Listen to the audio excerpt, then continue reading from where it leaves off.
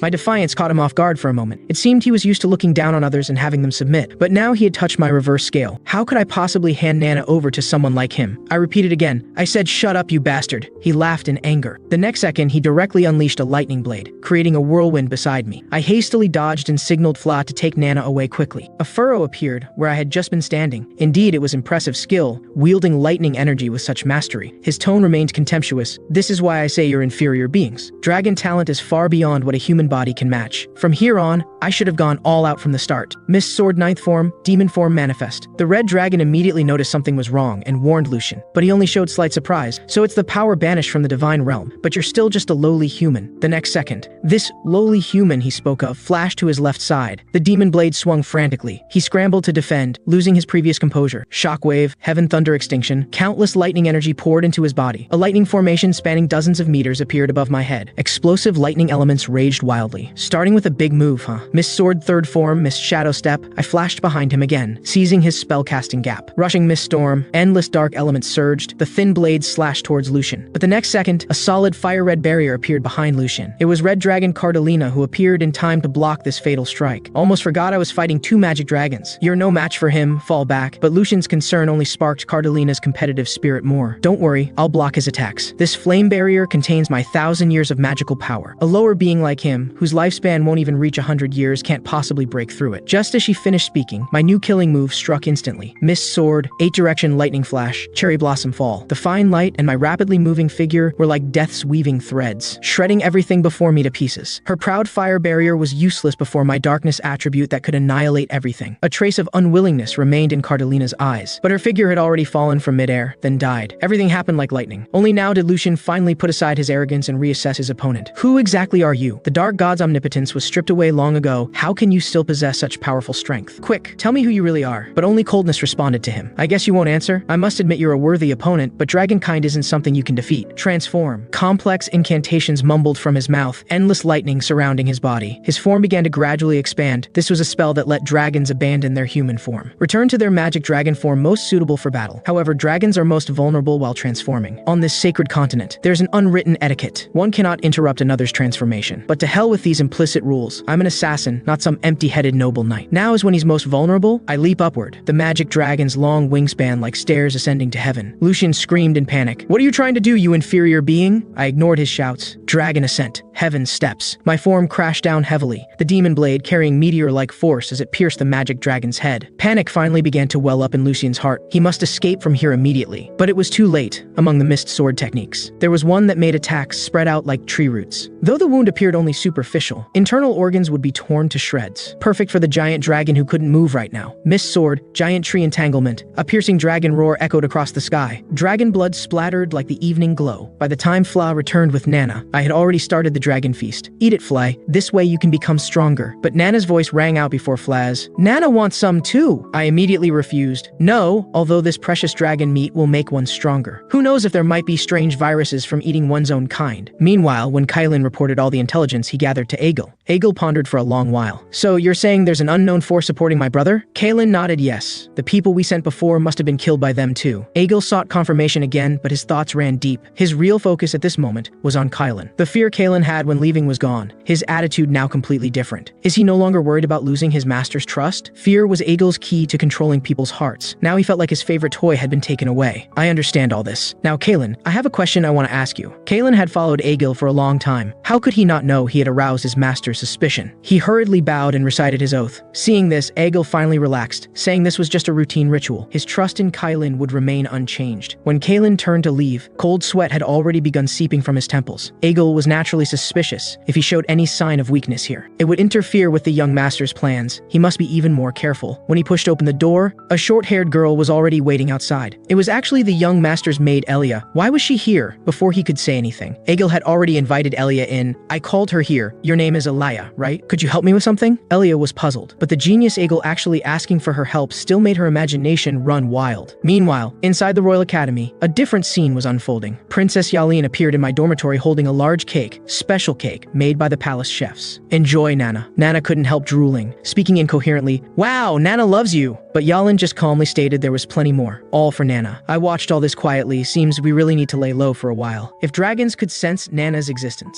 then another ambush might happen again. But no matter what, I must ensure the safety of those around me. After all, in this life I've decided to live for myself, especially since that bastard brother is definitely secretly planning something. Whatever his scheme is, I will completely destroy him. Thinking of this, I couldn't help but smile. The scales of victory have begun to tilt. A fresh plan also sprang into my mind. And in the Duke's mansion garden, Aegil had also invited First Prince Lunar. The two were old acquaintances. But when Aegil privately addressed Lunar, he no longer called him Your Highness, but directly as Your Majesty. Lunar started by criticizing Aegil for staying at home too long, not stirring up trouble anymore. Wasn't he worried about Lilith threatening his position? Or his dear brother? He had somehow gained the Emperor's favor, and there were plans to betroth Yaleen to him. That useless daughter had somehow gained so much fatherly love. Just thinking about it made him jealous. Aegil calmly stated, "Isn't that good? The more power Yaleen gains, the more attention she gets, the more useful it is for our plans." A political conspiracy to harm Yaleen was decided over a single meal. At this time, Aegil also noticed. The guard pouring wine was a new face. Lunar playfully remarked. This guardian knight Boris was a treasure he discovered in the slums. With just one look, Aegil saw the similar qualities between them. You've truly discovered an extraordinary treasure. Meanwhile, somewhere else on the continent, another secret meeting was also taking place. Everyone looked at the two shattered life magic stones,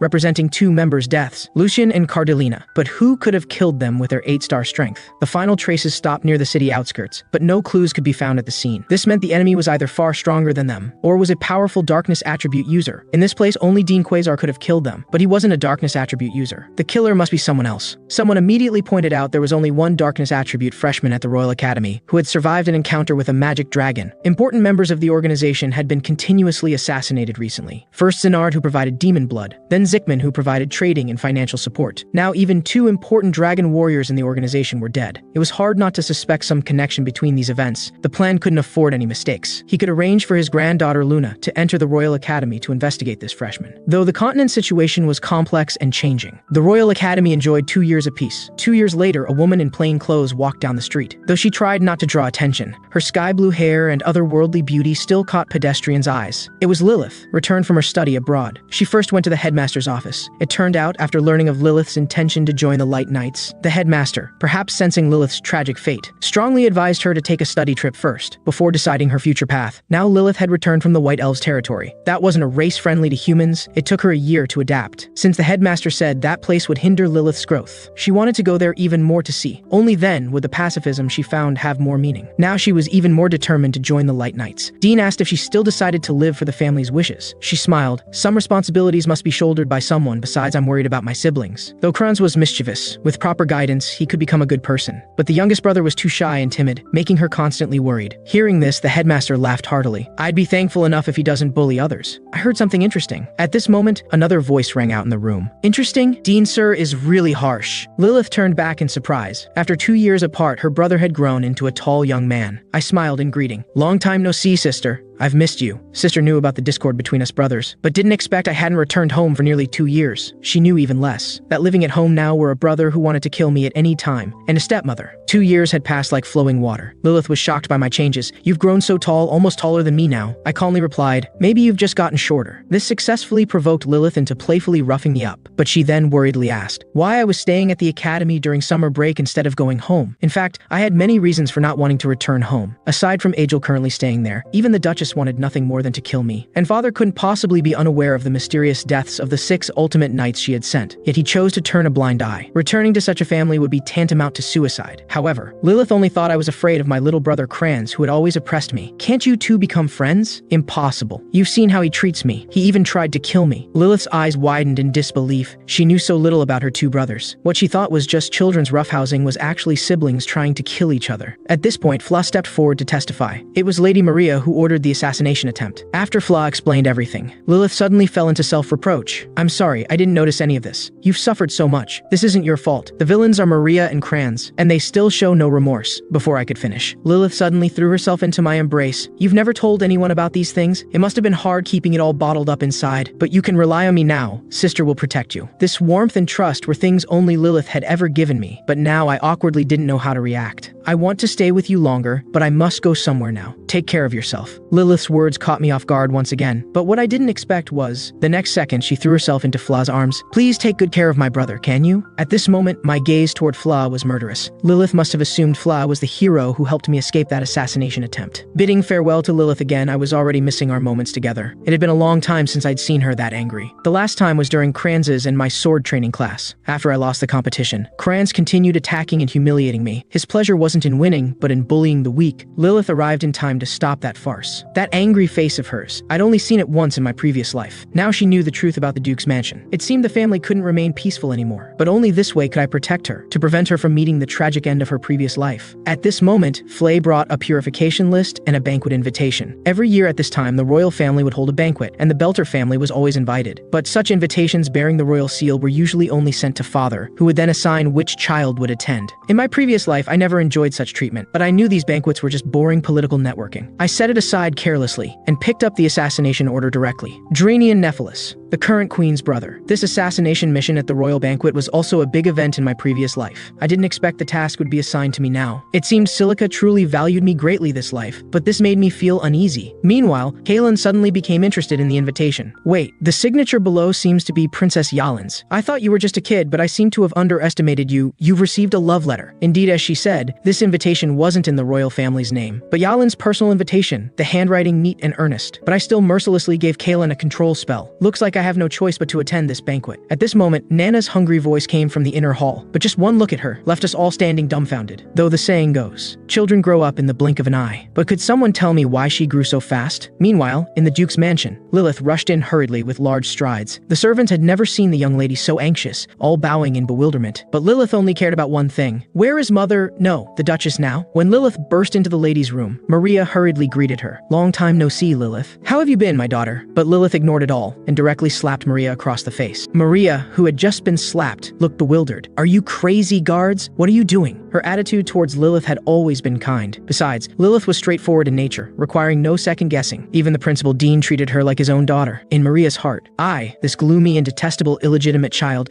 was a maggot that should have been crushed. But Lilith was a fledgling eagle already showing her potential. She had no reason to provoke her. Having been slapped without cause, she now wore an innocent expression. But Lilith's next words solved her confusion. How dare you try to kill my brother? How did she know? Maria panicked and denied. Nonsense! Do you have any evidence? Seeing the Duchess so flustered, Lilith had already confirmed her suspicions. Your reaction just now proved it to me. The fact that you're asking for evidence means it must be true. Maria flew into a rage. Damn you, how dare you confront me without evidence? Guards, throw her out. Following the Duchess's orders, the guards could only apologize to the young lady before rushing forward. But Lilith wasn't someone to be trifled with. After dodging their grab with a flip, brilliant water elements appeared from thin air. Elemental soul, water spirit. The water elements easily broke through the guards' encirclement. She used spirit magic? How could she so easily defeat so many knights? Only now did Maria begin to feel panic. Stay back. What do you want? Lilith spoke word by word. Knight Flay has confessed everything. He identified you as the true mastermind behind my brother's assassination attempt 2 years ago. Did you think you could get away with it just because he kept silent? Maria was still being defiant. You're willing to believe the words of those low-born people? Are you crazy? Standing up for that bastard? Shut up. Lilith cut her off sharply. Your power only comes from clinging to others. I'm going to tell father about this. You're done, Maria. Watching Lilith's departing figure, Maria secretly revealed a smile. This fool still hasn't figured out the situation after all this time. The Duke doesn't care about Lien at all. All he truly cares about is the family's honor, and his firstborn son whom he sees as the family heir. When Lilith entered the Duke's study, the Duke responded coldly, I've known about this for a long time, so what do you want to do? Lilith stared at her father in shock. What do you mean? Your own child was targeted for assassination, and you're not going to do anything about it? I don't want to explain anything. Looking at the results now, it's not bad, isn't it? But those were 6 ultimate knights. If it weren't for his guardian knight Flaw, he would be dead. The Duke couldn't help but laugh. You mean that fool? Do you really think he could handle 6 ultimate knights? He's just an errand boy. Only now did Lilith catch the key point in the Duke's words. So those 6 knights were all killed by my brother. It seems you don't know him at all. Why don't you put this aside and take a break? I need to return to the frontline camp. You can attend the royal banquet in my place with this invitation. Don't worry about your brother. He's stronger than you imagine. Looking at the Duke's departing figure, Lilith stood lost in thought. She felt there was something wrong with her father's logic, but he clearly didn't want to pursue this incident. Don't worry about him, but he's only 13 years old. Lilith paced anxiously in the corridor, but suddenly, someone's appearance brightened her mood. Is that you, Cecilia? Cecilia greeted her warmly. Welcome home, Lilith. The next moment, she couldn't help but throw herself into Lilith's arms. Where have you been? You haven't even sent a letter all these years? Lilith could only respond with apology. Cecilia was a high-ranking knight of the Holy Knight Order, but to Lilith, she was her personal maid, teacher, and friend.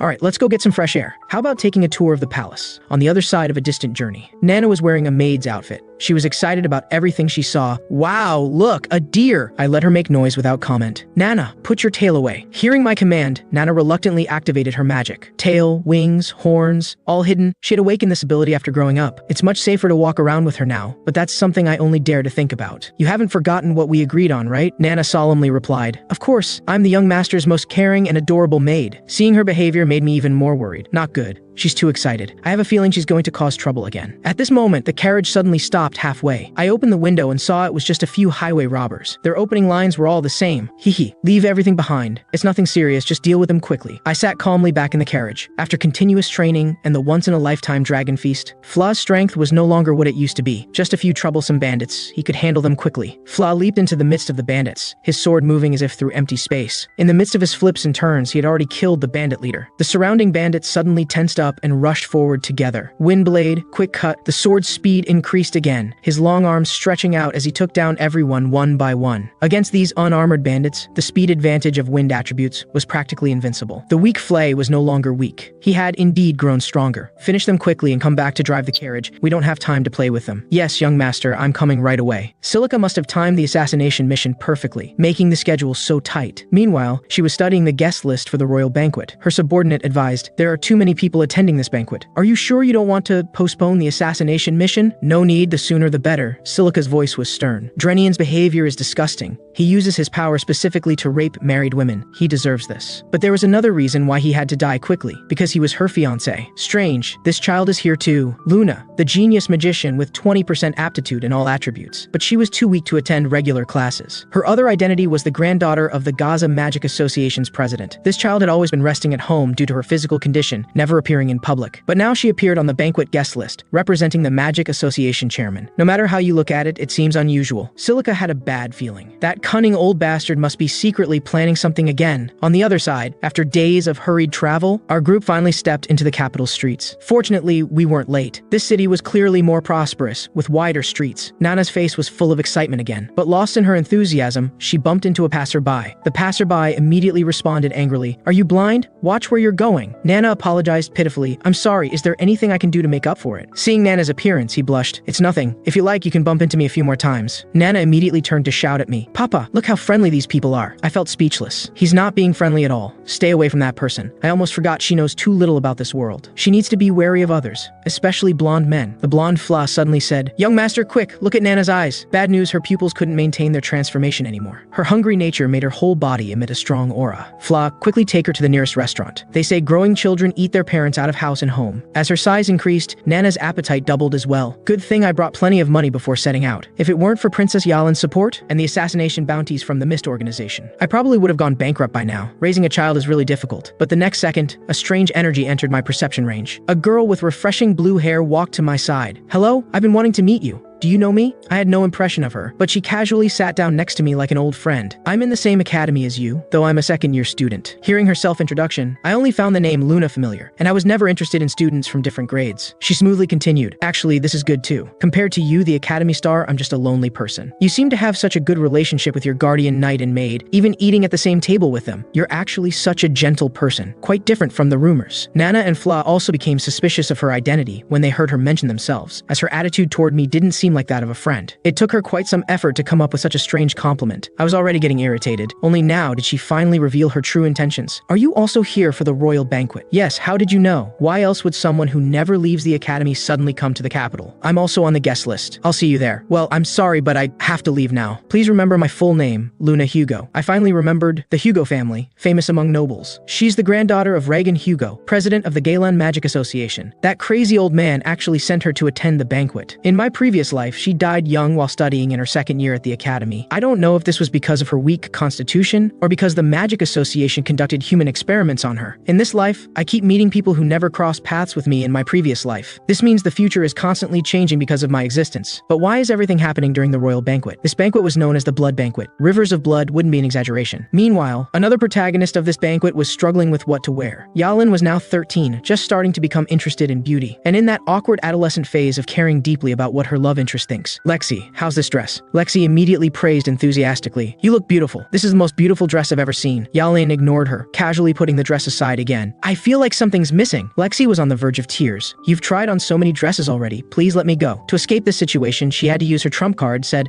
"I'm sure that young master would like this one too." Yalin's face immediately turned red. "What are you talking about? How would he meet me?" Lexi couldn't help but secretly grumble. "You're the one who secretly sent him an invitation. Stop pretending." Yalin denied it again in panic, but her words had become incoherent. At this moment, a maid presented an exquisite gift box. "This is a gift from His Highness Lunar," he said. "Wearing it at the banquet would surely add to your beauty." Even Yalin showed a trace of surprise. It was from that distant royal brother. "It's so beautiful." "I'm sure that young master will like it too." "Just shut up." The banquet slowly began to unfold. I stayed alone in a corner searching for this assassination target. He still hadn't appeared, but the first to approach me was Kylan. If Kylan was here, that meant Egil must be here too. Kaelin confirmed my guess. Egil was currently with First Prince Lunar, but he risked coming to see me for a more important reason. Egil had ordered Kylan to leave the palace before the banquet began, and also said he had prepared an activity for this banquet. This gave Kaelin a bad feeling, so he begged me to leave the palace together. The shadow personality had taken over his mind, but he was more worried about my safety now. I accepted his warning, but still insisted on staying at the banquet. Could Egil be the mastermind behind the blood banquet? This bastard was even crazier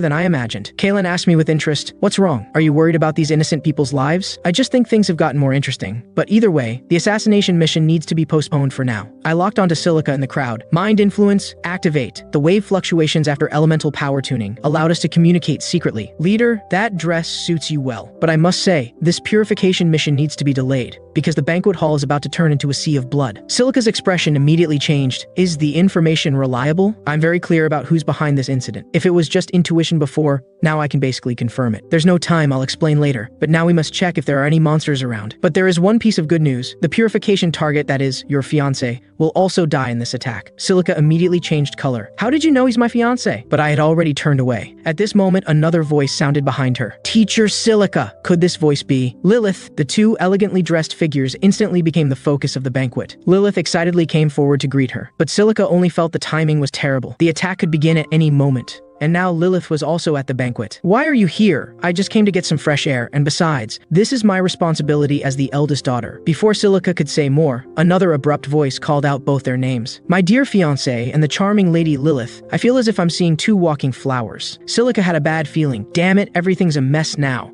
She never expected to meet him here. He bowed gracefully, but his wandering eyes already showed his wanton disrespect. Drenian was precisely the assassination target for this mission. After parting with Silica, I found Fla to help me with something. Flay bowed solemnly. "I will execute any command." His reaction made me feel speechless. Since Fla's power increased, he had become a bit proud. Was it because he finally felt like a true guardian knight? Don't do that. It's too awkward. Anyway, check the underground passages of the palace. He immediately showed his cowardice. "Ah, it's too dark there," showing his true colors in 1 second. "Just go. I have my reasons. Flay acknowledged the command again, but then changed his tone. Young master, there's someone sneaking around behind you. Before I could respond, Flay had already charged forward. Young master, let me catch her. Seeing the figure behind and sensing the familiar aura, I confirmed it was Aaliyah. Why would she appear here too? Meanwhile, in the underground corridor, a cloaked figure appeared in the dungeon. Time has come. My subordinates, stand up. The time of slaughter for the blood banquet has begun. This conspiracy, planned for 2 years, ultimately targeted Princess Yalin. My dear rival brother, Aegil, actually didn't make me the main target of attack. This would surely become his biggest mistake. At this moment, Yalin appeared in full formal dress. She searched everywhere for my figure, but the result only made her feel frustrated. Even though he had accepted her invitation, why hasn't he come to meet her yet? Just as she was lamenting my failure to keep my word, a sky blue figure walked towards her first. Seeing this young lady curtsy, Yalin immediately recognized her. You're Luna, right? The genius first-year student with all attributes. I represent the Empire in welcoming you to this banquet. Similar age and experiences brought the two closer. But the reason Yalin was so impressed by her wasn't just because of her noble status and talent, but also because of that maturity and composure that didn't belong to their age group. I'm truly honored to be remembered by the esteemed princess. In comparison, a certain duke's son isn't as friendly as you. The topic suddenly turned to me. Learning that Luna was with me yesterday,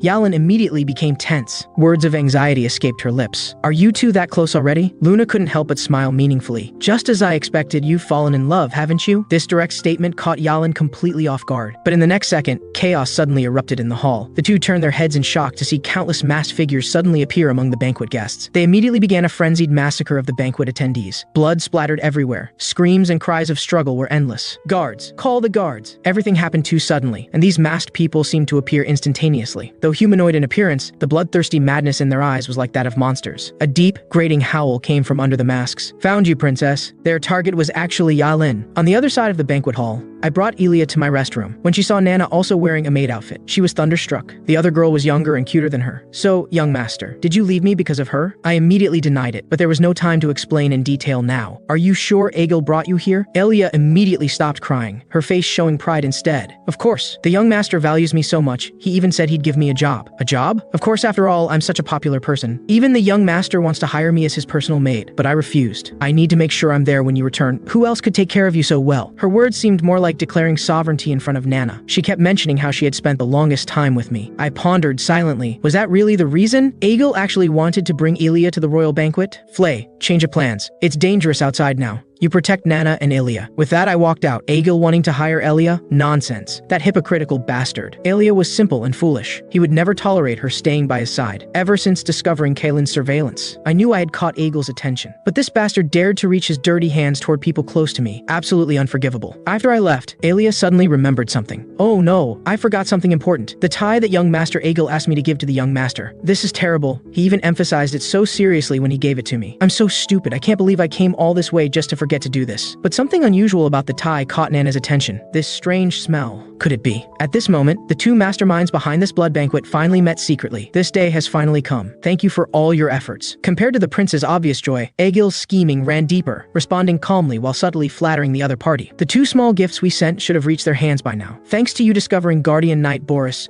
our operation has been so smooth. First Prince Lunar was already immersed in joy. From today on, we will continue to make use of him, to change this empire that has sunk into peace. It's time to let those incompetent ones see clearly who this empire truly needs. And now, their masterpiece was sweeping through the royal banquet like a plague. Yalin tried to evacuate the civilians, planning to first clear out a suitable battlefield for the Guardian Knight Order. Luna anxiously advised, Your Highness, you must retreat first. But Yalin, who had always taken royal protocol as her duty, firmly refused to leave first. Alright then, I'll stay to help you. Trust had now been established between them through their mutual understanding. But the next second, the situation on the scene reversed again. The sharp decrease in the number of Guardian Knights meant the defense line could not withstand the enemy's attack. The Knight Order's retreat route had also collapsed. Ambushes had been arranged early between the corridors and gates. The guards in charge of evacuation were killed and pushed back as soon as they left. Even the squad leader had his skull crushed. But what worried the Knight Order commander more was another change in the situation inside. High-level magic beasts, mandrake spirits, suddenly appeared in the hall. These huge demon beasts that only appear on the front lines had actually been summoned here. Despair rose in the commander's heart. This was a deadly situation. Victory was impossible. But the next second, a huge mandrake body suddenly exploded. Silica's agile figure landed steadily. At this point, she couldn't care about hiding her strength anymore. She shouted orders, Don't just stand there. Quickly use this chance to evacuate people. people. But while the commander was still stunned, the figure of a masked assassin had already pounced from behind. Water sword, water blade, Lilith's sword rippled as she instantly cut down the assassin. 2 flowers of slaughter now bloomed on the battlefield. Organize the defense line, evacuate the people. The Royal City Guard Knights, long indulged in peace, had organization and responsibilities far inferior to the frontline corps. But now that they had Lilith and Silica buying them time, they could slowly regroup their defense lines. The two stood ready. Careful, they're coming. But the next second,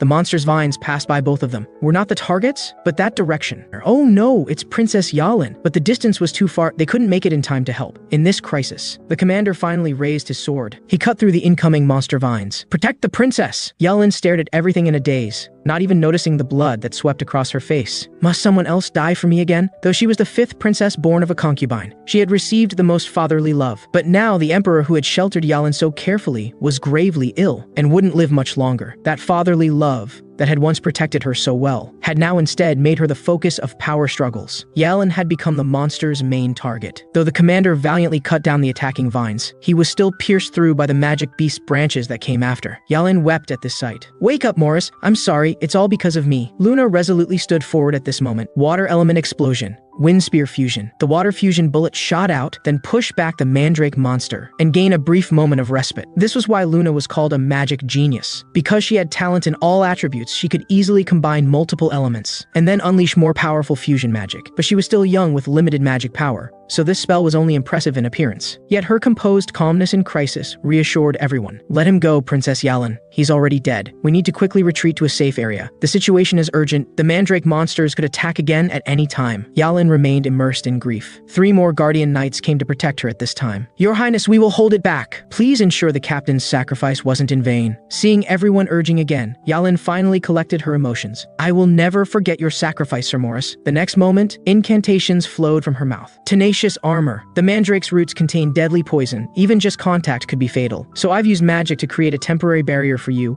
which should block the poison's invasion. However, please make sure you survive. This is my order to you. The Knight Order members immediately rallied with a cheer. Protect the princess. However, this barrier was just simple support magic. It couldn't possibly reverse the power gap between the Knight Order and the monsters. In the fierce battle, the casualty numbers continued to rise. Everyone back! A sharp voice broke the stalemate. The next moment, an ice dragon made of solid ice pierced through the monster's body. Ice breath. It was Lilith. She had finally fought her way through the battlefield to Yalin's side. Quick! Come with me! And through the tunnel Lilith had opened behind her. A red figure leaped rapidly, 2 short blades dancing in her hands as she cleared a section of the battlefield. It was Silica, though her current identity was the eldest daughter of the Viscount Negrisci family, just a alchemy lecturer at the Royal Academy. The Negrisci family was a famous academic noble family, but Silica herself trusted more in bloody reform. If she revealed her strength at this moment, it might expose her identity as the leader of the Mist organization. But now the situation was so urgent, she couldn't care about such things anymore. Those invited to the royal banquet were all either wealthy or noble. This massacre would surely break the continent's peaceful situation. Now they could only pray the impact would be as small as possible. Miss Sword, 8 petals scatter. The mandrake monster's huge body collapsed as if frozen in time. The Knight Order finally breathed a sigh of relief. These terrifying monsters had finally been slain. But they relaxed too soon. There were still countless masked figures massacring people on the scene. Silica again demonstrated her leadership abilities. She shouted, organizing the defense line,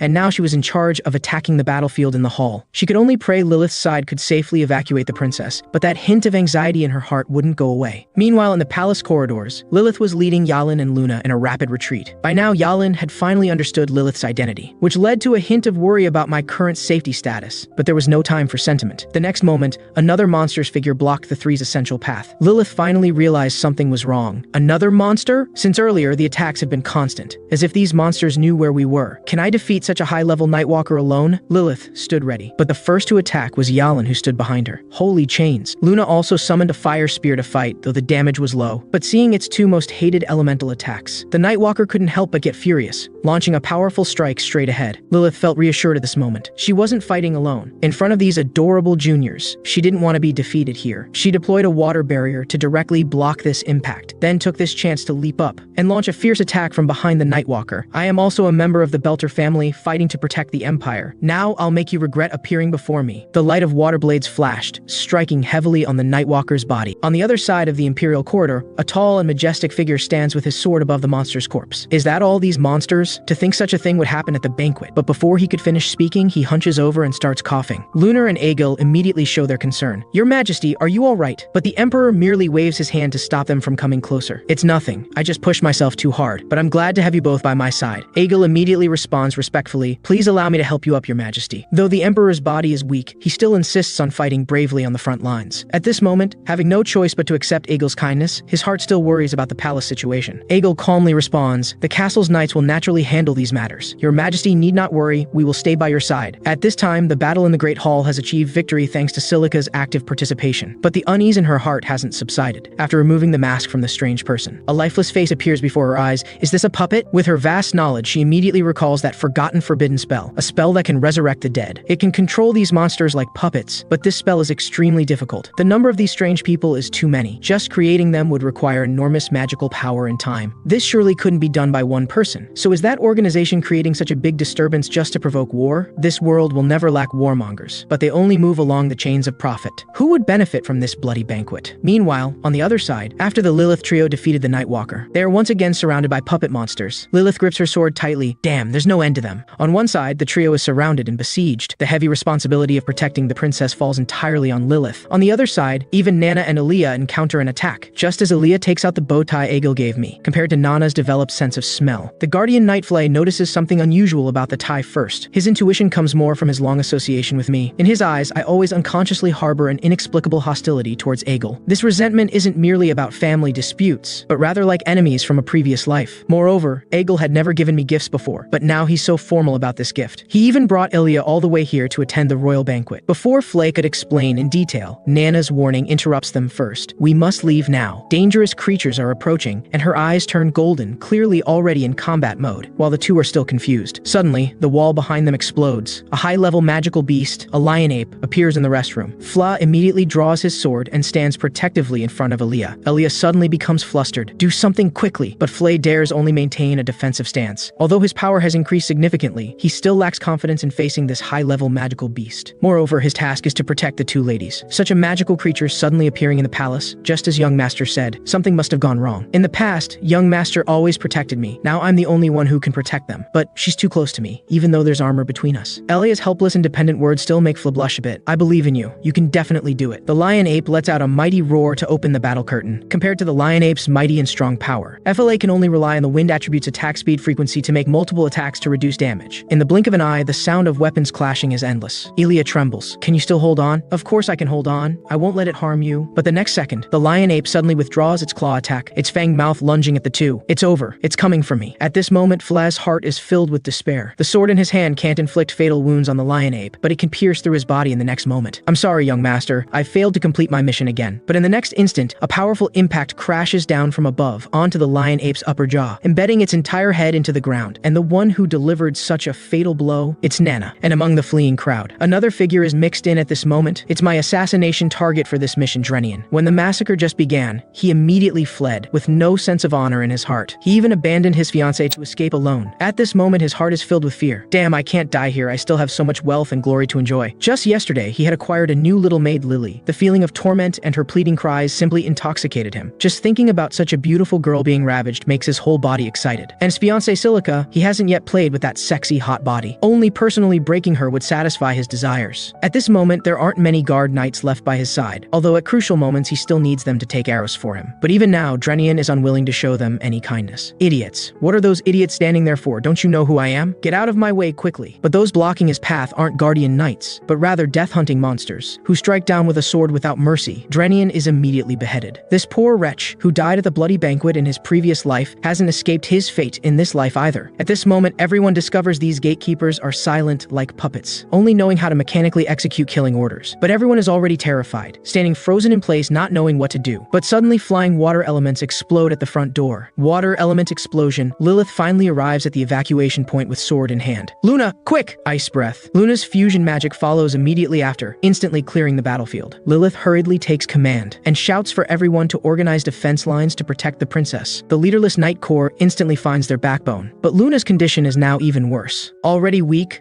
Her consecutive battles have left her increasingly powerless. Don't worry about me, princess. The next attack will come soon. You must leave here immediately. The nobles on the scene also need the Night Corps' protection. All the pressure falls on Lilith's shoulders alone. But Lilith has no complaints about this. If I die in battle, you take over. You must protect the princess's safety. I will do everything I can to stop these monsters. Everyone move now. But the unease in her heart still hasn't lessened for a moment, no matter where they go. These monsters always follow like shadows, as if they can track our position. But with her forces stretched thin, she can only temporarily suppress this doubt. Focus on getting through the immediate crisis. The monsters are charging again. Prepare for battle. The monsters come like tides. Their attacks never cease. They seem to never tire, but nights have their limits. At this moment, Lilith is also only holding on by sheer will. The predicament before them is like a fine spiderweb. The person plotting behind it planned so meticulously. Continuing to fight hard will only lead to defeat. Must find another solution. In the chaos, a monster's mask is knocked off. With a quick glance, Lilith is shocked. It's actually undead. Are these puppets controlled by black magic resurrection? This world has many ways to counter black magic. But the first thing that jumps into Lilith's mind is the light god Lumendel, and light magic derived from the light god. If we had a light attribute magic user right now, we would have a chance to win. But there is one right here. Princess Yalin, please fill my sword with light magic. But Yalin immediately states that all magic is focused on night defense right now. Rashly withdrawing it could cause the battle situation to immediately collapse. The Night Corps members hearing this tell the princess to trust everyone. The Night Corps will definitely hold back the monsters' attacks during this time. Seeing this, Yalin hesitates no more. Light's blessing. Lilith's sword glows golden, brilliant light flows along the blade. It worked. At this moment, Lilith also decides to take a desperate gamble, although she cannot fuse multiple different attribute magic powers like Luna. But her newly learned spirit magic might not reject light attribute enhancement. If it succeeds, then these puppets controlled by black magic might instantly melt. This risk is worth taking. Spirit magic, water spirit. The next second, the elemental spirit appears and charges toward the enemy group. Meanwhile, after I walk out of the restroom, the royal banquet hall is now only left with the aftermath of fierce battles. Corpses of undead puppets and mandrakes. Just seeing these two types of monsters for a moment, I've already recognized the handiwork of this old friend from my previous life. Poison Master Boris, thinking about it, now is exactly when he joined under Aegil. Kaelin expresses surprise. Even today, are there still people who would use such ancient necromantic black magic? Boris's talent is rare, but he actually has another common strategy, pairing with confusion stones to strengthen monsters. That's a kind of magic stone that can attract monsters' aggression, usually attached to small objects. It can be said to be extremely concealed. It's one of his favorite little tricks. Kaelin says she can track the magic power of confusion stones. Then there's nothing worth lingering here for. But before leaving, I should change my attire first. And at the evacuation point, Lilith's spirit magic has already started burning frantically. Just at the moment when the Great Spirit's phantom appears behind Lilith, Luna recognizes her identity. It's Great Spirit Marion. Did she use light attribute magic to temporarily summon Marion? But Lilith's magic power cannot mix with other magic. She can't maintain this state for long. Must stop her. Otherwise, her body will be dragged down by mixed magic. But Lilith has already made up her mind. She has always been this kind of person who pushes herself too hard. The Great Spirit comforts in her ear. You have already received the White Spirit's blessing. Why do you want to sacrifice yourself here now? Lilith responds softly, because I really can't think of any other way to defeat the enemy before us. The Great Spirit then realizes she is doing this to protect everything behind her. This favored one who received divine grace yet wants to burn herself for others. What a tragic fate. Such a pure soul yet has to tread the narrow gate full of thorns. Don't approach my child. The still frantically surging monsters ignite the Great Spirit's anger. Water elements rage wildly.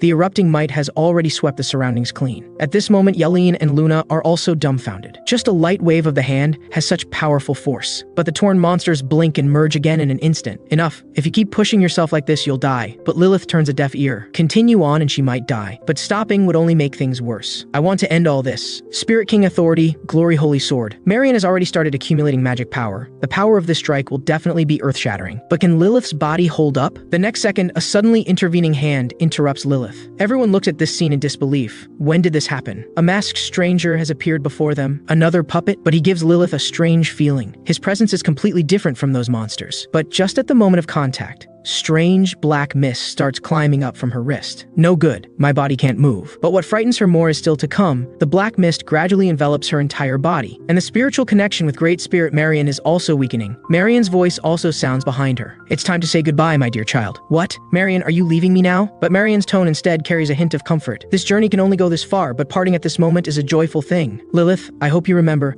the gates of Frina will always be open for you. The next moment, Lilith is already sitting collapsed on the ground, her whole body feeling feeling drained, but still calls out loudly, "Marion!" But the Great Spirit's form has already dispersed. At this moment, Luna actually sees more clearly. Those black mists blocked Lilith's magic connection. But the identity of the person before them, friend or foe, the monsters are about to charge up again, having lost Lilith as the core fighting force. Where will everyone's fate go? But the next moment, I have already blocked the monster's attack. Everyone finally realizes I am on their side. The demon blade in my hand flashes. The monsters in the field are no match for me. I am extremely familiar with this magic. But they actually forced my sister into such a desperate situation in order to protect those nobles hiding behind her. She still has to desperately burn herself. Truly unforgivable. But even so, these monsters' main target is still not me. Kaelan, can you sense who among the group behind has special magic fluctuations? You mean like Luna's? Not her. Luna's magic power is naturally like that. Let me ask differently. Fluctuations similar to these puppet monsters. Kaelan immediately states, "The necklace on 5th Princess Yalan has it." Then the problem is simple. Just need to instantly close the distance. "Help me," Kaelan complains. "You only think of me in these situations." But her movements aren't slow at all. Create mist domain. Black mist immediately sweeps across the entire scene. The whole hall is surrounded by eerie blood red. Everyone present fears for their lives, but they soon discover the black mist is slowly consuming the monsters' bodies. In just a moment, all monsters on the scene dissolve, but the entire hall is also left with only ruins and broken walls. Everyone is stunned by everything before them. This is the power belonging to the dark god. Mortal power simply cannot resist. Everything quiets down. Everyone develops a fear of having survived a catastrophe. All puppets have been killed, so who exactly is he? But the person still struggling to hold on by willpower is Luna. She finally falls down in relief. Yalan hurriedly comes forward to check. "Pull yourself together, Luna!" But the next instant, my figure suddenly appears from behind her, demon blade directly pointing at Yalan's neck. The sudden change causes panic among the Night Corps. Isn't he on our side? Quickly release the princess. But at this moment, the hostage Yalan only feels strangely familiar with the person behind her.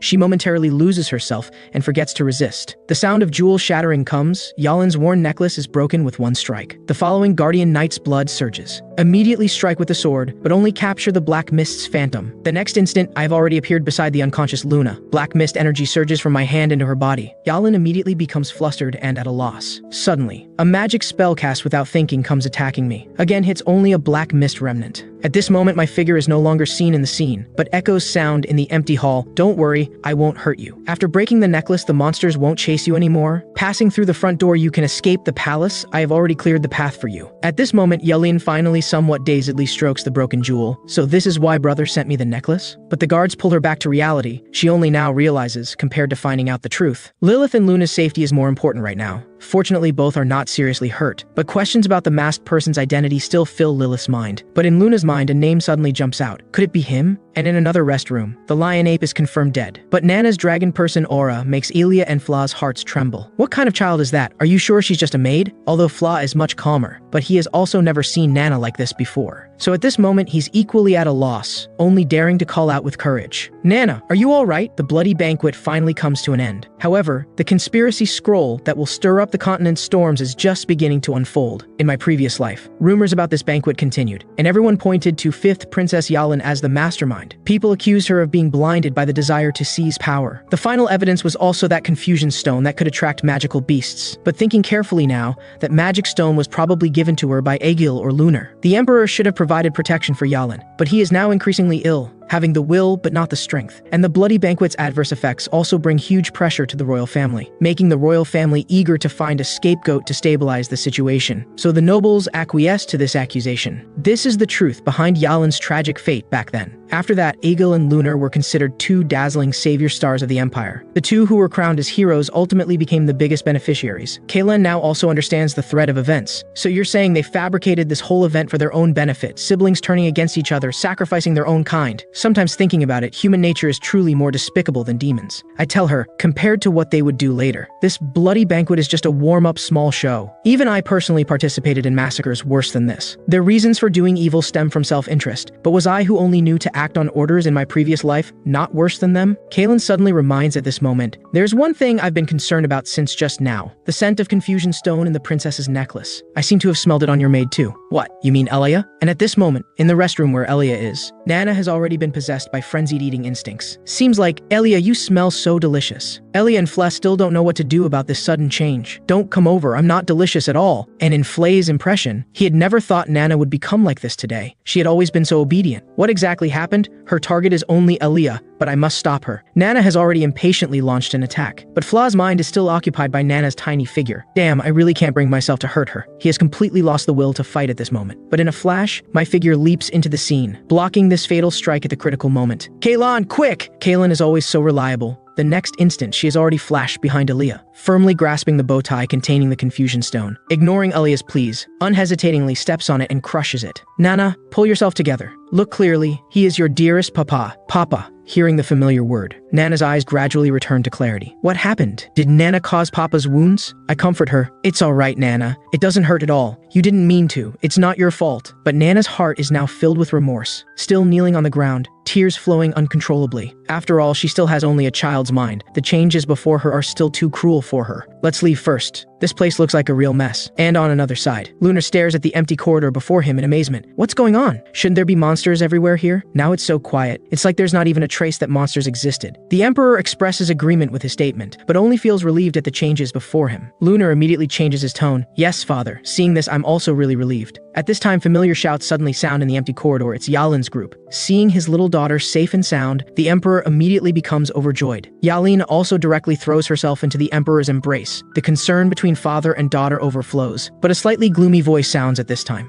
I'm so glad to see you're not dead, Sister Yalin. Hearing this, the Emperor immediately introduces to Yalin. Thanks to Aegil and the First Prince's protection, I was able to escape danger. Yalin tries to keep herself calm. She now has a pile of questions she wants to ask Lunar. But Lunar has obviously already won the Emperor's trust. Now is not an appropriate time. She can only calmly say, I'm also glad to see you alive. Lilith and others now also bow to the Emperor. The Emperor expresses thanks for their protection of Yalin and promises to give rewards. But Aegil takes this opportunity to have a secret discussion with Lunar in the corner. Yalin, who has been quietly observing her brother, now develops a bad premonition. The next moment, Lunar's resonant voice breaks the silence. I already know who the mastermind behind this is, amidst everyone's astonishment. Lunar unhesitatingly draws his sword and points it at Luna. Luna Hugo, you are under arrest. Changes come suddenly. Everyone is at a loss for a moment. The Emperor immediately rebukes. You're going too far. Put down your sword. Yalin also strongly objects. She saved many people's lives, including mine. Lunar sneers. This is just a disguise. The Kingdom of Gaza has always been looking for opportunities to strike at the Empire. So they tried to create chaos within the Empire through assassination. Luna retorts sarcastically, speaking as if this doesn't need evidence. Aegil helps accuse Luna, saying, last night we detected suspicious magic fluctuations in Luna's residence area. The Emperor questions again, is what you say true? You'd better think carefully before answering. Lunar's expression remains firm. I invited them to attend the banquet to convey the Empire's desire for peace. But as a precautionary measure, I've also been watching their every move. If Father is willing to give me some time, I will show you evidence. Yalin still tries to plead, but the development of events has already spiraled out of control. The Emperor knows the bloody banquet's adverse effect is destined to make the royal family unable to give a satisfactory explanation to the world. If they cannot severely punish the mastermind behind this, afraid all nobles will become estranged. In normal times, the Emperor certainly would not allow such accusations without evidence. But his will has now been dragged down by the anxiety of the situation and his illness. A trace of smugness flashes in Lunar's eyes. Please leave everything to me. Luna already knows she cannot avoid this, but her deep thoughts realize this is all a trap set up long ago. Imprisoned with her are also other people from the Magic Association team. They all disagree with grandfather's opinions. Then what role does her grandfather play in all this? For everything now, is that stubborn old man also happy to see it happen? The bloody banquet finally comes to an end. The Guardian Knights finally meet with their masters. Lexi throws herself into Yalin's arms. I thought you were dead. And the funeral of Duke Drenian, the Queen's brother, is also grandly held. No matter what, this bloody banquet indeed had fewer casualties than in my previous life. But still can't change the fact that it's called the bloody banquet. No. Perhaps the situation is even worse. After all, I was also so heavily wounded. But sister, you really don't need to do this for me. Lilith remains unmoved. Don't move around. I am your sister after all. Though it's also a good thing you could escape early when the bloody banquet happened. As you say, I am indeed quite skilled at this. Ignoring my self-mockery, Lilith continues. But if it wasn't for that masked person who appeared later, I might have already died. Who is he? His height is similar to yours. But your muscles are much more developed than his. After saying this, Lilith can't help but laugh. You also have so many scars, you must train very hard. But can I touch your muscles? I immediately become furious. Stop making fun of me. But at this time another voice suddenly appears. You two are still as close as before. How are your wounds? It's Aegil. I become alert, almost healed. Thank you for your concern. Is there any progress with the investigation? But Lilith keenly captures the subtle atmosphere between the brothers. It seems Leon is very wary of Egil. Could it be that even at his young age, he has detected that Egil actually still hides a cruel and despicable side? Egil still maintains a composed demeanor. I came precisely for this. In Luna's room, we found a bracelet that seems to have a confusion stone, but she said someone else gave it to her. I calmly respond, then you should also add the person who gave her the bracelet to the list of suspects. Brother, you are indeed clever. Did you receive any gifts during the banquet? So is this his real purpose for coming here? I immediately deny it and ask who gave Luna the bracelet. It was a merchant who came to the palace, but when he was found in the morning, he was already dead. Changing the topic, his tone becomes full of pressure the next second. Let me confirm with you one more time. Did you really not receive any gifts that day? Blindly defending myself at this point would be no different from walking into a trap. I might as well pretend to be sick to muddle through. My head hurts, I'm dizzy, I feel my physical condition is unprecedentedly bad. In my words, I've already collapsed into Lilith's embrace. Sorry, I think I haven't fully recovered. Seeing this, Lilith immediately softly shows concern, then turns to rebuke Egil. Brother lost too much blood. The doctor instructed him to rest well. He can't be disturbed. Lilith's forceful manner is like a protective lioness. Egil is left at a disadvantage, hurriedly throwing down a word of comfort before preparing to leave. At this time, I suddenly tell him, no one gave me any gifts, even if there were. That messenger also couldn't walk to me from such a hell. Egil immediately changes his expression, showing agreement with my speculation. But this deep schemer's goal isn't the truth of the matter, but rather to use this opportunity of investigating traitors, to eliminate this brother who is rising in prominence and has limitless potential. After Egil walks far away, Lilith also instantly changes face. Told you so many times, lie down properly. If you're done acting, then hurry up and rest. In a quiet corridor elsewhere, the maid who had presented the necklace to Yalin now lay in a pool of blood, covered in wounds. She pleaded desperately, saying she had done everything they asked. Why must she face such a fate? But her pleas were met only with cold mockery. Thank you for fulfilling your role's duties so thoroughly. Unfortunately, my role's duties are not yet complete, so I must carry out this unsavory cleanup work. How irritating. So rest in peace. In an instant, the maid was killed, but suddenly, Boris's figure turned back. He had almost forgotten. Last time, one uncleaned corpse nearly caused big trouble, but not this time. Devour, the spellbook's light flashed. An indescribable monster silhouette suddenly loomed behind Boris. And in the outskirts, the figure behind Aaliyah suddenly pulled back their hood. It was Flay, returning from purchasing supplies. The two were peacefully enjoying the calm after the battle. When I realized Elia had become part of Egil's plot, I knew the imperial capital and Duke's mansion were no longer safe for her. So I asked Fla to find a secluded place to hide her and take care of Nana. The current situation remains unclear. Until you receive my next precise orders, you must stay well hidden. So the two fell into an aimless state of uncertainty. Elia was especially filled with blind worry to think that little maid was actually a dragon person. Young master must have gone through so much while I was away. But at times like these, we should stand firmly by young master's side and help him with all our might. Hearing this, Flay immediately felt like he had found a kindred spirit and eagerly expressed having the same feelings. But seeing Elia's demeanor, another scene flashed through his mind. When facing danger, that trust and dependence Elia had shown in him, that memory just wouldn't fade away. And within the imperial palace, Luna rushed impatiently into the emperor's study. Father, why would you do this? I was about to obtain crucial evidence, yet at this moment you choose to release the prisoner. Emperor responded, mind your words. Luna is merely a suspect. My decision has been made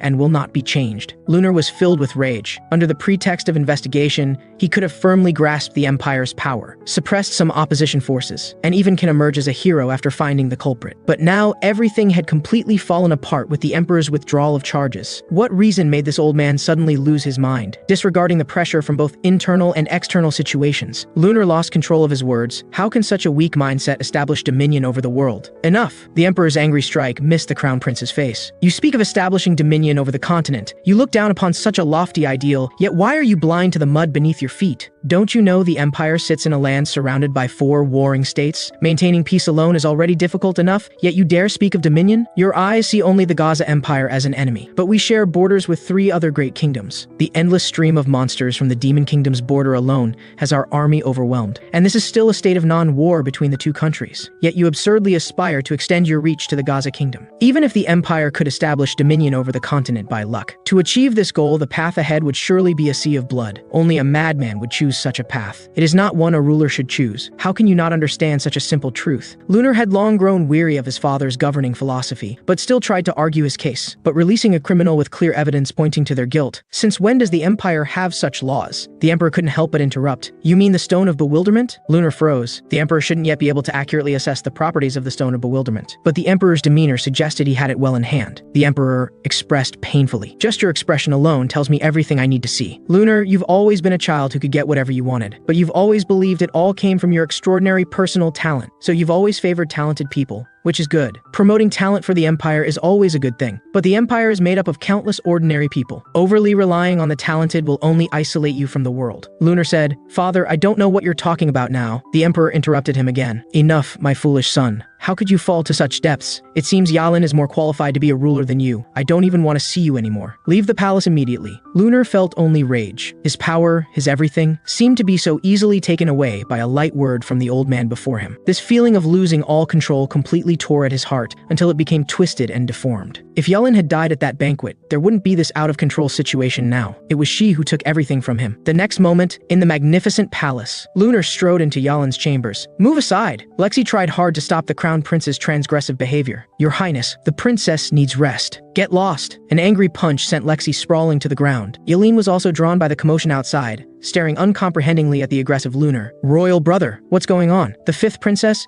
who used to only know how to cry and rely on others, had now gradually grown into a resilient person who could face off against her royal brother without fear. Lunar was like a madman. "I came here, of course, to have a good chat with my dear sister." Just as the out-of-control Lunar was aggressively pressuring Yalin, Lexi spoke up, "Please cease your current discourteous behavior immediately. Otherwise, even though you are a prince, as the princess's guardian knight, I will be forced to take action." Lunar immediately turned his aggression. "You truly don't know your place. Go ahead and tell me what you can do, you parasite. Just for your insolence toward me just now, I could order the execution of you and all your relatives." "Shut up!" Yalin shouted to stop Lunar. "You surely came here for a reason. Don't you want to hear what I have to say?" Yalin's response seemed to overturn Lunar's impression of her. How could she be so calm? Was this still the same weak sister who had strongly yearned for recognition before? Lunar's madness was 7 parts real and 3 parts fake. His current behavior was entirely meant to seize the initiative through pressure. But Yalin went straight to the core of the conflict, saying, "Or should I just say directly, I never received any gifts from you." During Yalin's previous meeting with the Emperor, the magic stone in that broken necklace had already caught the Emperor's attention. Although Lunar repeatedly claimed the Stone of Bewilderment was just a magic stone used by the Black Blood tribe to control monsters, but the 2 servants who had been involved with this item had suddenly died, so they must have been part of the Blood Feast conspiracy. The Emperor's spies had investigated, and only found that they had been very close to Lunar before. But now facing the Emperor's suspicions, Yalin denied the fact that Lunar had given her the necklace, only making a request to release Luna. The Emperor granted the promise to release Luna, but his expression remained unsettled. The reason Yalin decided to cover for Lunar was only because she worried that Lunar, when cornered, would harm those around him. Too many people had already died because of him. Now the only way she could think of to protect those around her was to swallow the bitter fruit of betrayal alone. "Isn't this what you wanted, royal brother?" I said the same thing in front of father. Lunar's face darkened. "You're right, I never gave you any gifts. But what's with your attitude now, acting like I did something wrong? And about that subordinate of yours who just offended me, shouldn't I do something about her first?" Yalin said, "I'm very sorry about that, but I need to entertain a very important guest right now." This was clearly telling him to leave. Lunar asked suspiciously, "Could there be someone more important than me?" Yalin said frankly, "To me, he is indeed special enough." Following Yalin's gesture, Lunar finally saw the figure in the corner. "When did he appear there? Why didn't I notice him at all?" I said solemnly, "Sorry, I didn't mean to be so unnoticeable, but I heard everything just now." Lunar stared at my figure, still feeling as if seeing a ghost. "How long have you been hiding there?" "Hiding?" I told him frankly, "I just naturally don't have much presence." This was taken as a provocation by him. "What do you want to do now? Speaking such nonsense in front of me? I won't be fooled by his bluster." "So are you planning to do something to me too? Make me and my family disappear from this world?" Lunar quickly assessed the current situation in his mind. So the news about their engagement was true? Now was not a good time to make enemies. When Egil told me he wanted to eliminate his youngest brother, I was somewhat dismissive.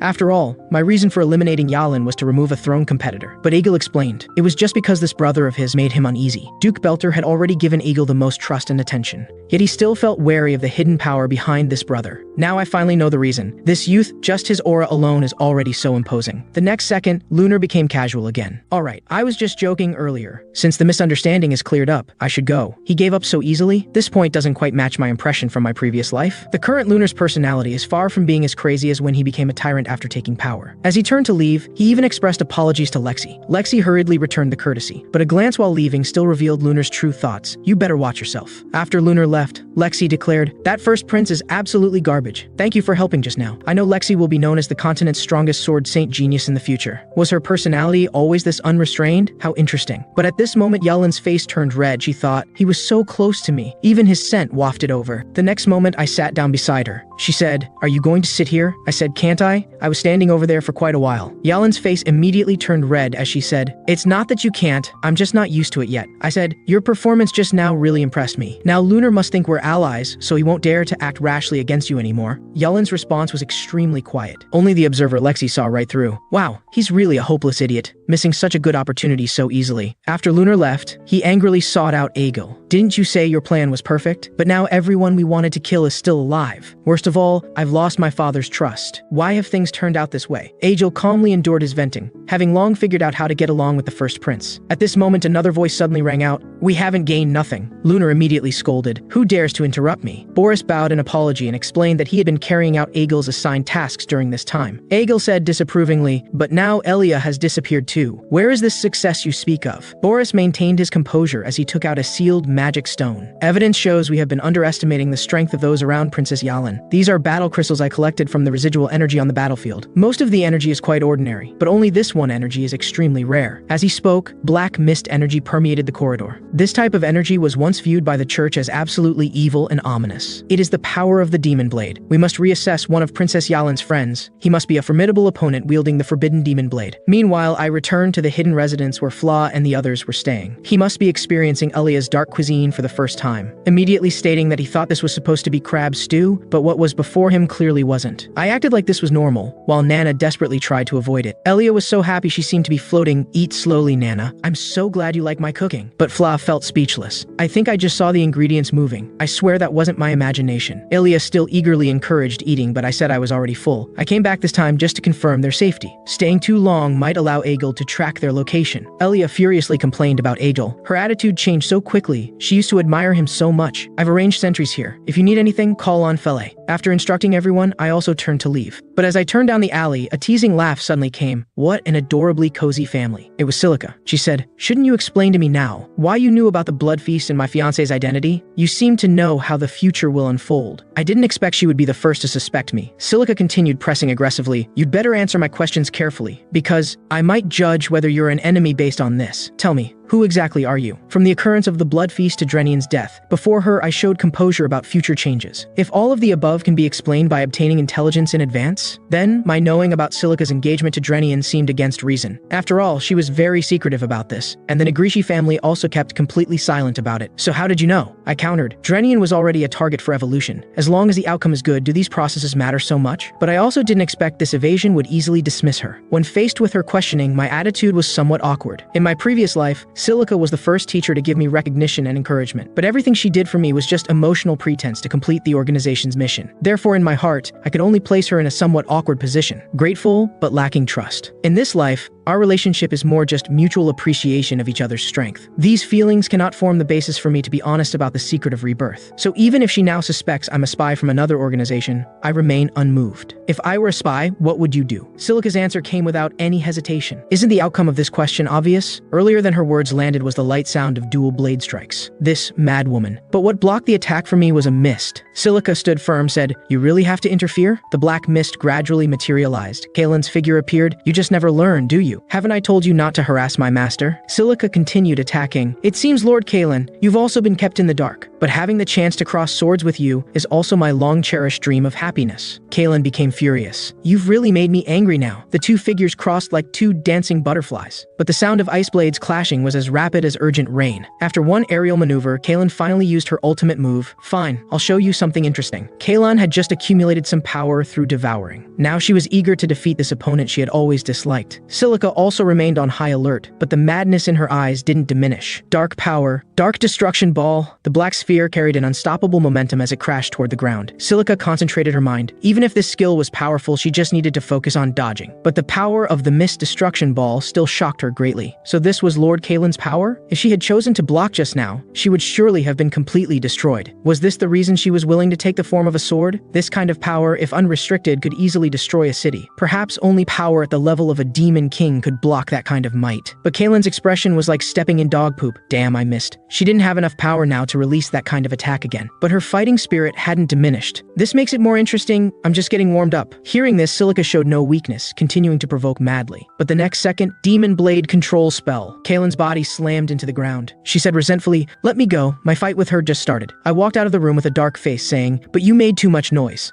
The energy fluctuations just now have definitely attracted the attention of those with ulterior motives. You idiot, Nana and the others were hiding here well. Because of you, now they have to move. You two are really troublesome. Quickly sort out whatever is between you two. I'll notify them to pack up. Back in the room, I still had no idea about the next place to stay, but a gentle greeting suddenly interrupted my thoughts. I didn't expect you to be living here, Senior. And since we last met, it seems your family have more members. Fla also hurriedly explained that Luna appeared suddenly. She had bypassed my barriers and guards. She was more troublesome than I imagined. How did you find this place? Luna said, this is one of my talents. But don't worry, I'm the only one who knows about this place. Then she curiously inquired about the source of the commotion outside.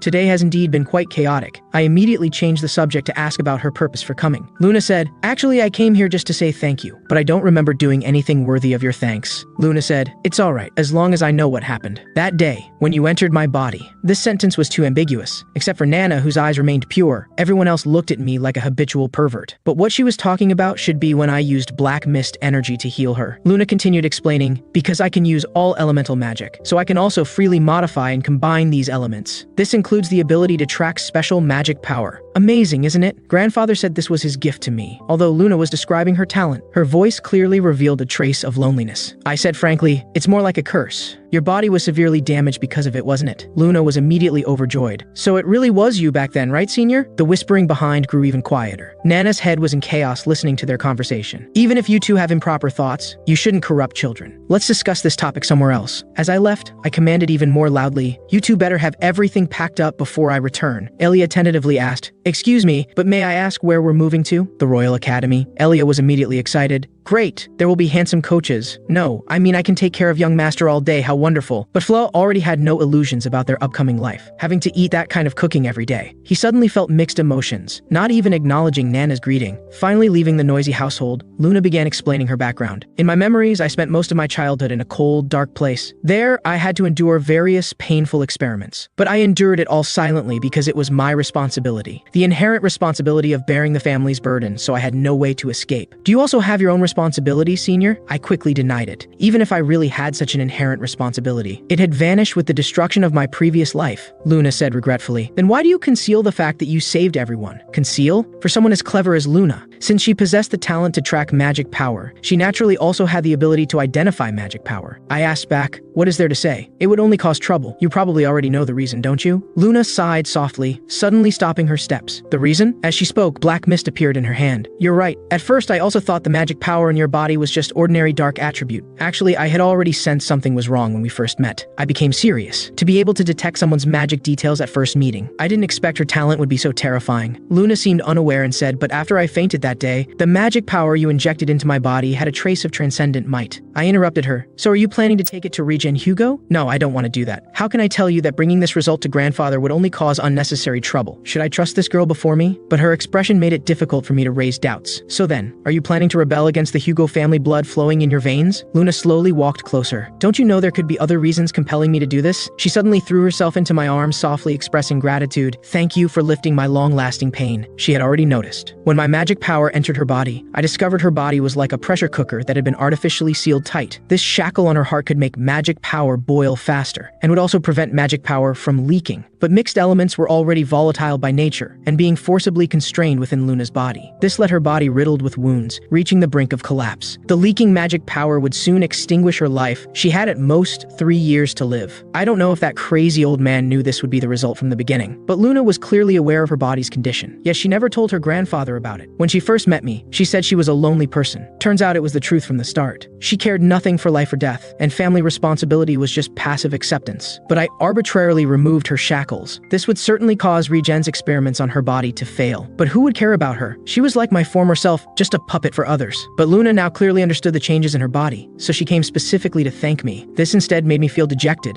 Nothing to thank me for. If you're done speaking, I think I should go. I hope you can keep my secret. But as we parted, I still couldn't help adding, don't force yourself too much. This instead made Luna break into a smile and said, just as I thought, he really is a very gentle person. Meanwhile, at the Magic Association headquarters, Regen Hugo was furious. His subordinates thought he was still worried about Luna's arrest, but Regan's words were shocking. None of that matters, but Luna made a stop somewhere else on her way back. Arrange people immediately to bring her here to see me. Has this usually obedient granddaughter developed her own will? On the other side, after several several days of trekking, our group finally returned to the Royal Academy, but Elia's foolish smile never stopped. I asked, "Are you that happy about going to the Royal Academy?" Elia giggled in response. "Of course. This way I can take care of you all the time." I had left Elia at the Duke's mansion originally for her safety. Although her status as a commoner at the Duke's mansion had improved because of me, she still couldn't make any friends. So these 2 years without me by her side, she were actually not happy. This was my oversight. But Elia was still worried about the Academy's rule prohibiting maids. "Don't worry, I'll ask the principal to make this an exception." But on the first day back at the Academy,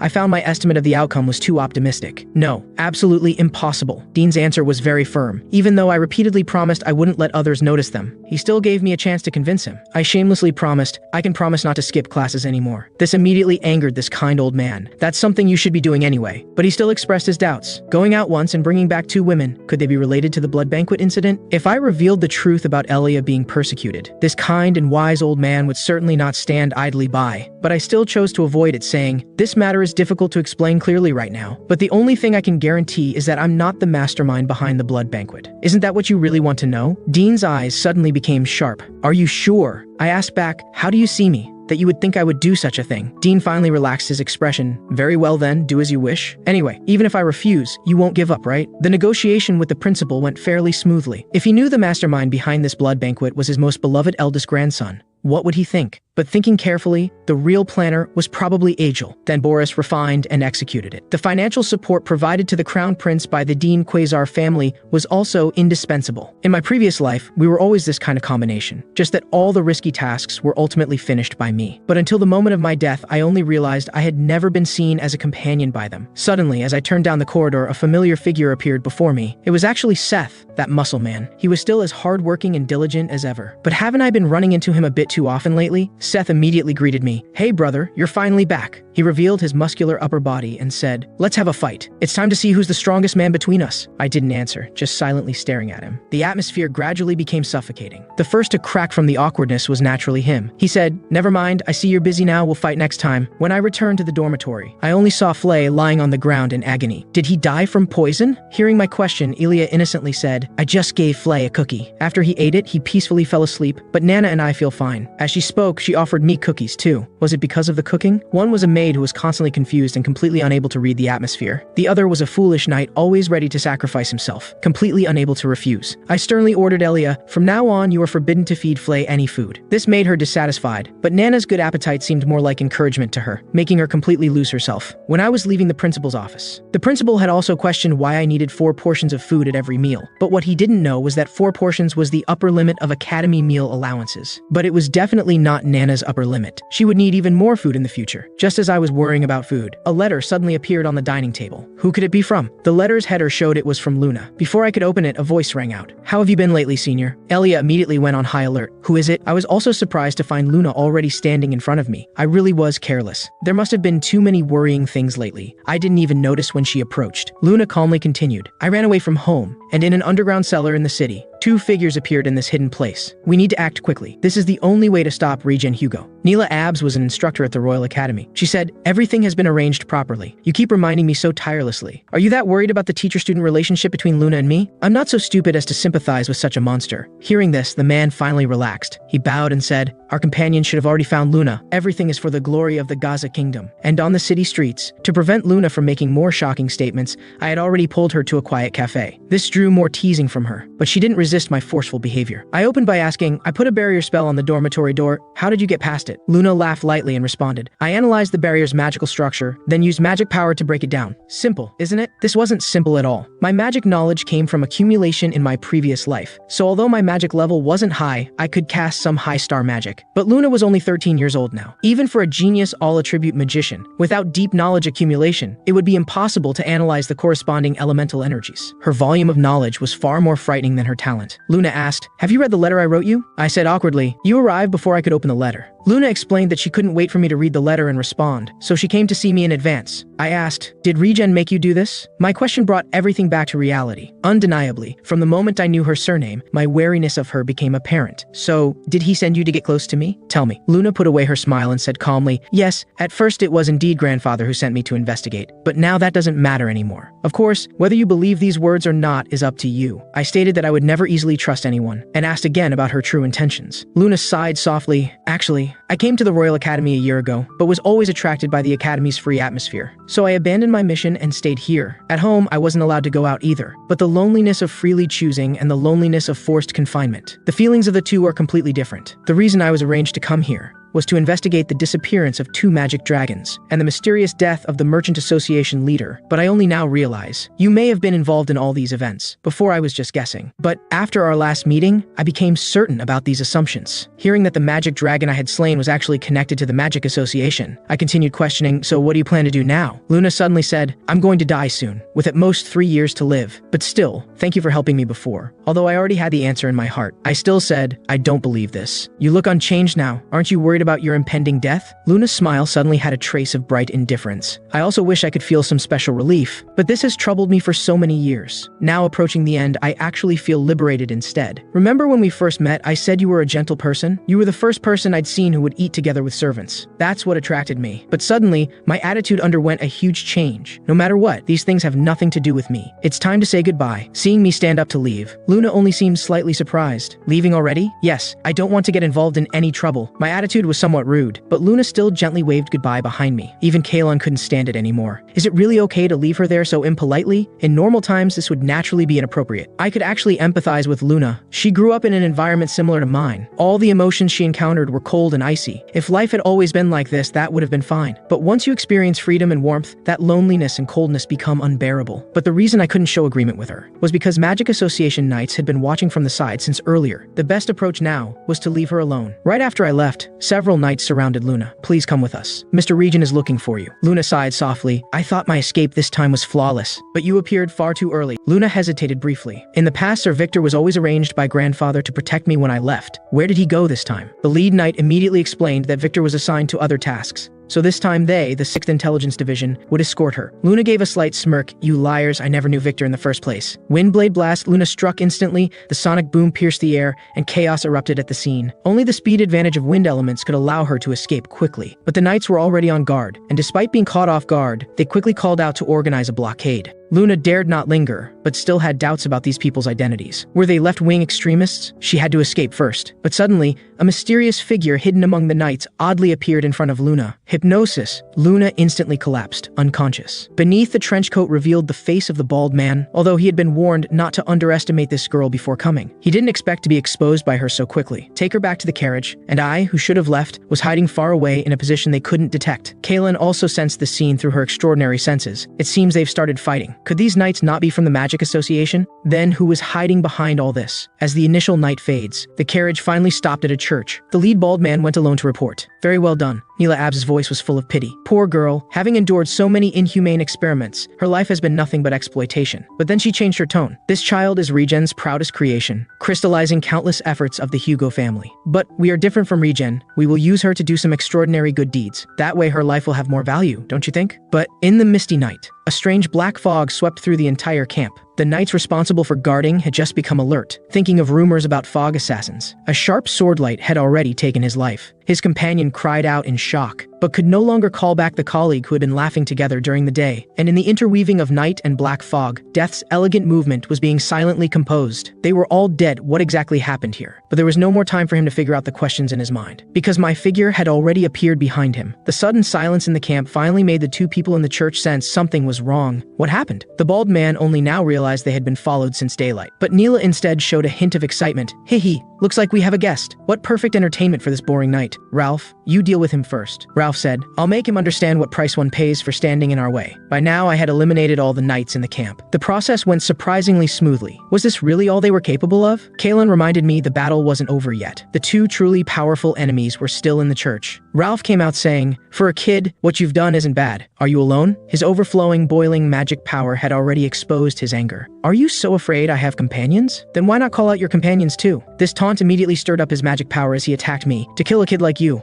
I don't need anyone's help. His magic power condition was extremely similar to Luna's, but appeared more unstable and volatile than hers. Neela arrived at the camp. When she wanted to verify Ralph's victory, she only saw his towering figure kneeling on the ground, falling heavily. This was definitely not the result she had hoped to see, but she couldn't sense any emotions or magic power fluctuations from the masked youth before her. His voice beneath the mask was also emotionless. Are you the last one? Why did you kidnap Luna? Neela Abs unleashed all her magic power without explanation, saying, if you want to know the answer, find it out yourself. Her magic power was also surprisingly similar to Luna's. Fire, it was actually mixed magic. The volatile fire elements and rampaging lightning elements made this move full of might. The violent attack came straight at me head-on. Now not only had I not gotten the answers I wanted, the questions in my mind had only multiplied. Was this the result of the Magic Association's human experiments? Just from this probe, I put away any thoughts of underestimation, swiftly wielding the demon blade in my hand. Neela exclaimed in surprise. How ridiculous. You actually think you can deflect my magic attack with just a dagger? No one in this world can do that. But in the next moment, I was already in front of her. The instant explosion of wind elements combined with martial arts unexpectedly allowed her to complete an aerial pivot, barely dodging my sure kill strike at the critical moment. This confrontation left Neela deeply shocked. She thought, he's too dangerous, must kill him. At this moment, he was right behind me. It was the best time to attack, instant shot. But Kalen's figure suddenly appeared. Neela immediately sensed something was wrong. He has a companion. The magic she had formed couldn't be interrupted. But after being ambushed by Kalen, the attack had already deviated from its path. The shockwave of the magic shot carved out trenches until it destroyed the entire outer wall of the church. Battle over, Neela was firmly bound by Kalen's energy, struggling non-stop. The magic power in her body was indeed shocking, and her combat experience was quite sufficient. Especially that last shooting move had enough power to be admirable. But her mistake was provoking someone she shouldn't have. Who ordered Luna's kidnapping? How many more of you are there? But Neela laughed and said, you'll know the answer soon enough. They'll come find you. I'll be waiting to meet you in hell. As she raised her head, the volatile elemental forces had already slowly torn her body apart. The hollow and blood marks in her right eye also showed the price of repeatedly forcing magic power in battles. Kalen voiced her guess. Is that magic restricting thing in the heart position? So that's why magic power could keep accumulating without dissipating. Is it the same in Luna's body? I nodded in affirmation and provided more explanation. In my previous life, I discovered an ancient book in the Gaza Kingdom's laboratory, which detailed a man-made item called the heart suppressor, as well as related control and experiments.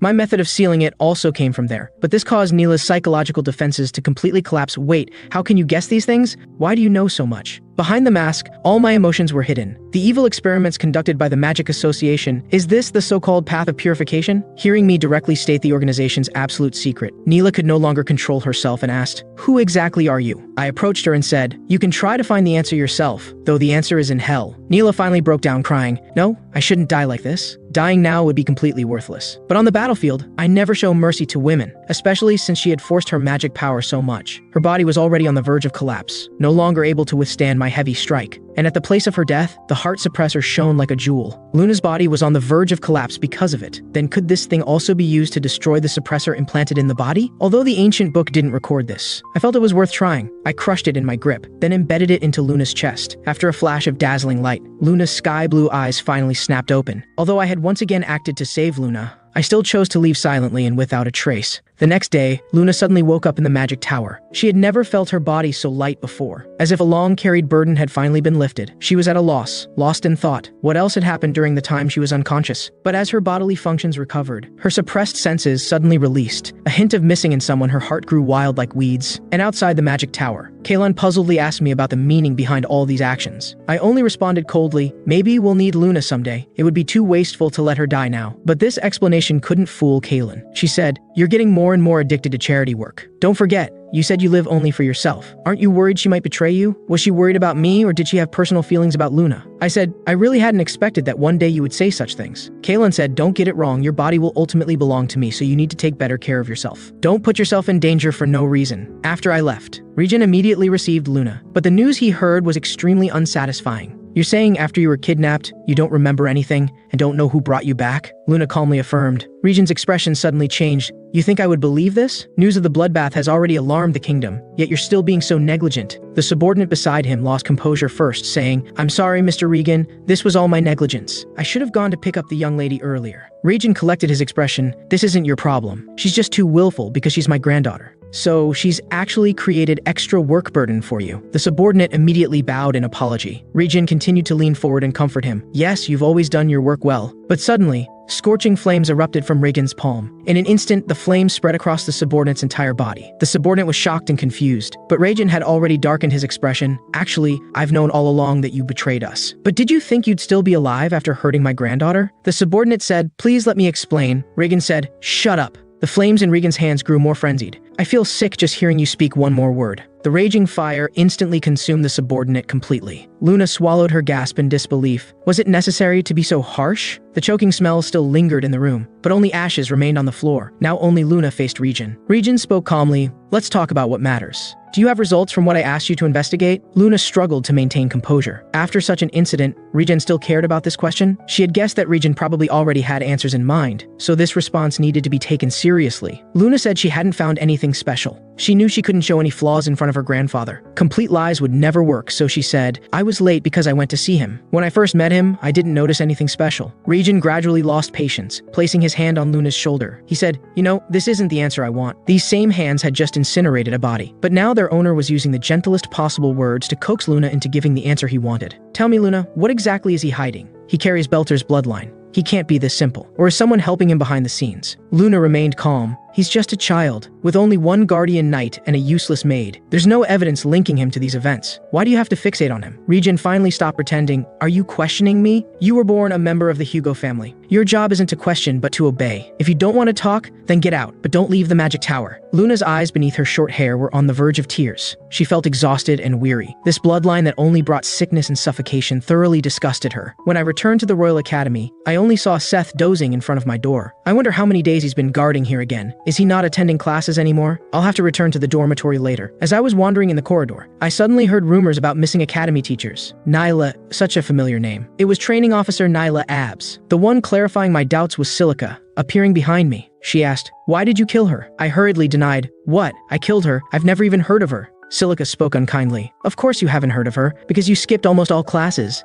Neela came from the Gaelon Magic Association. She was a very talented magician. But we had intelligence showing she was one of the opponents of Regan's rule. Because the Royal Academy is neutral ground, instructors from other kingdoms keep joining. But she shouldn't have done something like kidnapping Luna. Fortunately, you handled this problem before we acted. Now that I've said this, do you have some impression? I said, maybe I do. Silica said, be more serious. Don't you even care when you kill people? But I instead asked her how the academy would handle this matter. Silica said other teachers would temporarily take over classes until a magic instructor replacing Neela appears. But now she had a new task for me to handle. The new instructor might already be on the way. And during the long journey to the city, a gentleman was stretching contentedly. The golden waves of wheat and gentle breeze constantly brushed his cheeks, making his travel fatigue disappear completely. He couldn't help but exclaim, I really love this scenery. The coachman couldn't help but chat, haha, I knew you would love this countryside scenery. After all, these are rare in the city. What brings you here? Boris chuckled and said, a middle-aged youth coming to a big city is naturally only for a job vacancy. The coachman said, then I dare guess you're a teacher. Boris laughed heartily.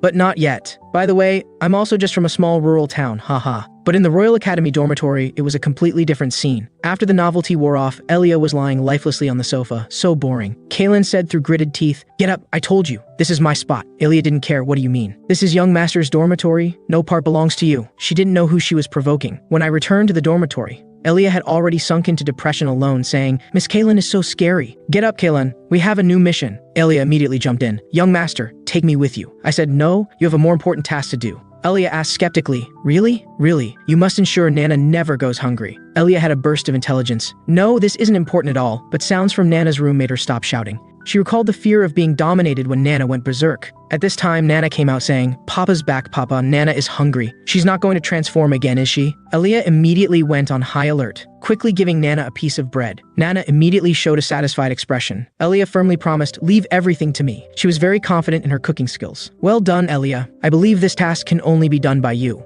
Of course, it would be perfect if Flay wasn't still detoxifying and recovering. Kaylin couldn't help but feel curious about this journey. I told her we would be heading to Lanced, a city in the southwest of the Empire. It was a city ruled by money and violence. Chaos and bloodshed played out every day. and its inhumane arena was world-renowned. Meanwhile, in the arena, the crowd was deafening, with curses and abuse filling the air. Human fighter Zebard versus giant Zakbar. After the pre-fight greeting, Zakbar frantically mocked Zebard's smallness. This human fighter had a petite body. He immediately decided to use his speed advantage in a desperate fight. However, when his figure was still suspended in mid-air, he was already gripped tight by the giant's hand. Damn, his slow speed just now was all pretense. However, he had forever lost the chance for a second challenge. Zakbar was not only huge but agile and skilled in psychological warfare. He won the first match. On another side, new mission issued. The city of Sin, known as the Beast's Cage. Its mysterious ruler turned out to be just a woman, and my mission this time was to bring her back. Just as we stepped into Lance Castle, Kaylin was greatly disappointed by the city's filth. Everywhere were lifeless eyes of people lost in debauchery. I said, the city of Luthi where we live now is a neutral city by international agreement. That's why it can have peace. But what's before us is the true state of the world. Kaylin puzzledly asked what I meant, but suddenly a group of people blocked our path. Hey miss, why not ditch this kid and come play with some real men? We might be a bit rough, you'll have to bear with it. Kaylin was completely surprised. Are they calling me? She was clearly unhappy with this title. But my voice also came at the right time, because the forces ruling here are violence and chaos, so everyone lives in fear,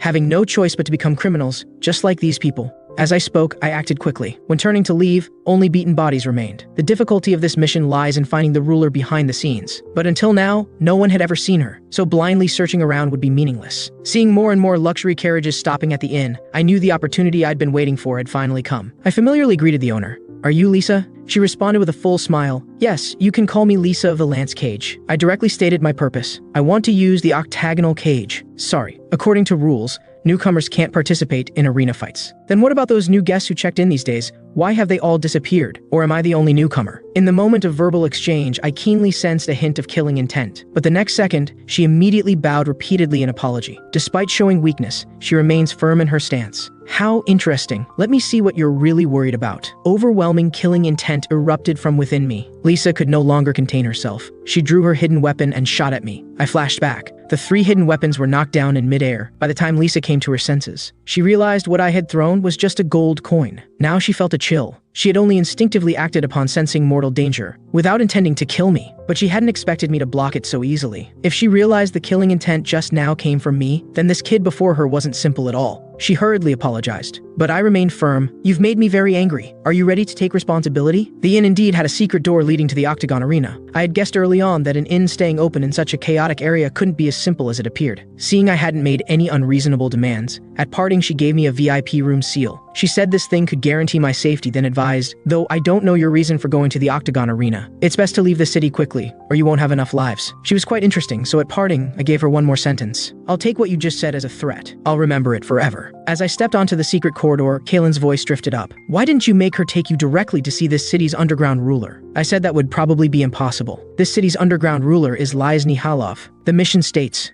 to bring her back by any means necessary. But even in my past life when I attacked this fortress multiple times, I never obtained any information about her. Lanced's final destruction wasn't from war, but from internal strife. The residents here were used to profiting from violence and chaos, so they were brave, fierce, and unafraid of war. But these also ultimately became the source of their self-destruction. And in another corner of this city, the blonde man I had beaten was kneeling on the ground. He begged his boss to avenge him, but only drew laughter. The boss said, "You couldn't even beat a kid." The blonde man said, "He's no ordinary child, and now he's staying in a VIP room. We can't touch him. Please help us, Mr. Gunther." Only then did Gunther show excitement. He said, "Is he a noble's son? This just got interesting. Let's go to the Octagon Arena too." At this time, the Octagon Arena was still bustling with excitement. Blood and slaughter continued stimulating everyone's hormones. Kaylan finally understood what I meant, and began to comprehend why the city would eventually fall. But such matches would also attract more gamblers' attention. That's why I came here. Finding Lizni Halov directly would be difficult, but making her find us would be much easier. At this point, my presence finally caught the guard's attention. "Hey, kids aren't allowed in here." His timing was perfect. I knocked him down with one punch. I continued attacking, punch after punch landing hard. The guards were shocked by my sudden display of madness, but I just spoke coldly. Where should I go to fight now, rather than just being a spectator? I finally caught the attention of my mission target, but also attracted some strange gazes. Finally stepped into the arena, but the audience seats were all clamoring for me to leave. This certainly wasn't out of any sympathy these people had for a child my age, but because they thought the arena had no one to send out, and actually put a child up as a substitute. They thought, how could a child possibly bring them the slaughter they anticipated? Even if it was a one-sided massacre, it would be too bland. But I was completely deaf to the jeers filling the arena. In my eyes, there was only my current opponent, Giant Zakper. Rumors said he wasn't a giant bloodline, but descended from ogres. His violent and cunning personality also proved this point. Seeing I was his opponent, he had no intention of letting me go. I've already picked out how you'll die. An impudent kid like you deserves to be crushed to death. As he spoke, he thrust down heavily with one finger. I didn't retreat but advanced, taking a step to decisively break his finger. Then I leaped up, giving him no chance to breathe. A punch filled with might landed squarely on his face. This wasn't my first time fighting enemies of massive size. In my eyes, he was full of openings, but the reason I resolved the fight so quickly was to make my arena ranking rise faster. Giant Zakper's mountain-like body crashed down. The audience's jeers were replaced by gasps, but the next second, even stronger dissatisfaction erupted. They felt this kind of overwhelming battle had no entertainment value. Demands for ticket refunds and nullifying bets rose one after another. Leon from Lemuria wins. Next time, they should send me a more formidable opponent. Kalon said, "You seem to be hated by everyone. Is it okay to expose your true face like this?" I gestured for her not to worry. An incantation inherited from the Dark God could easily solve this problem. I could use dark mist energy to disguise my appearance. Although they could see my face now, when trying to recall later, they wouldn't remember what I looked like. You never care about these little tricks, but sometimes they're quite useful. By the way, were you worried about me just now? Kalon immediately denied. Don't flatter yourself. I just didn't expect that fool to secretly share his powers again. And at this moment, a very calm man sat in the audience seats, completely out of place with the surrounding noise. It was Gunther who had come seeking revenge. He said, "Leon, is it? I'll take you as my opponent. Don't disappoint me."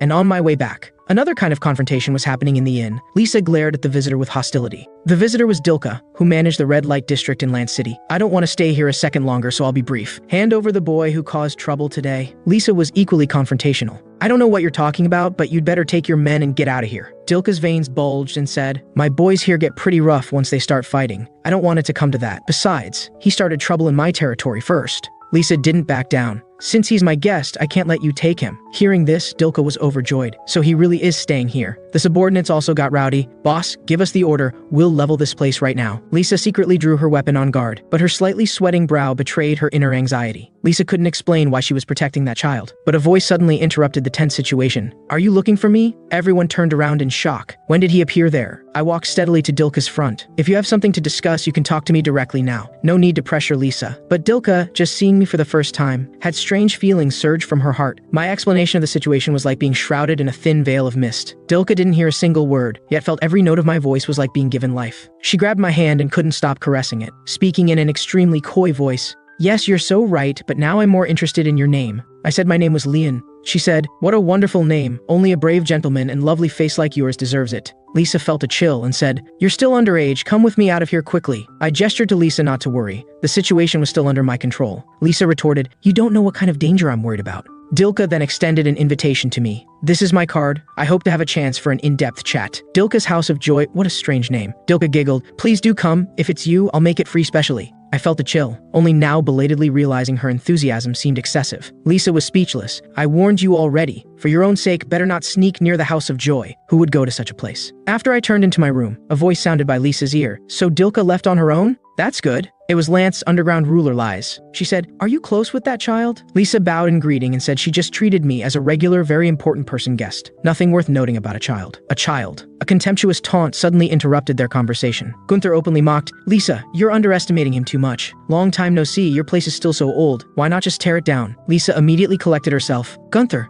why are you here? Not staying properly in your garbage dump, but coming to make trouble in my territory." Lies stopped their confrontation, saying, "I called him here because I've arranged an opponent for him." Lisa looked surprised, but Gunther was banned from the arena long ago. "Who are you making him fight?" Gunther jumped in. "Leon from Lemuria. I will defeat him with my own hands." "What, can't you smell the scent of gold coins in the betting pool at this level of battle?" And in another part of the city, in the red light district. Piercing screams kept coming from the inner chamber. Two of Dilka's subordinates couldn't help glancing back. "How many times is this today?" Her voice keeps getting louder. The other subordinate also chimed in mockingly, "Shh, quiet." Before we left the inn, Boss Dilka swore she'd be the first to seduce him. That kid has completely bewitched her. I believe Boss will do anything to get him. The companion agreed. After all, Boss always gets what she wants. Poor kid. I'm so thankful our parents gave us ugly faces. And in the inner chamber, Dilka had descended into madness, constantly muttering to herself. No, no, still not right. She angrily crumpled the portraits into balls of waste paper. Damn it, I clearly saw that handsome face, but why can't I remember it? That was definitely the most beautiful face I've seen in this world. Why are my memories like they're covered in fog? Damn it, but this just makes me want him more.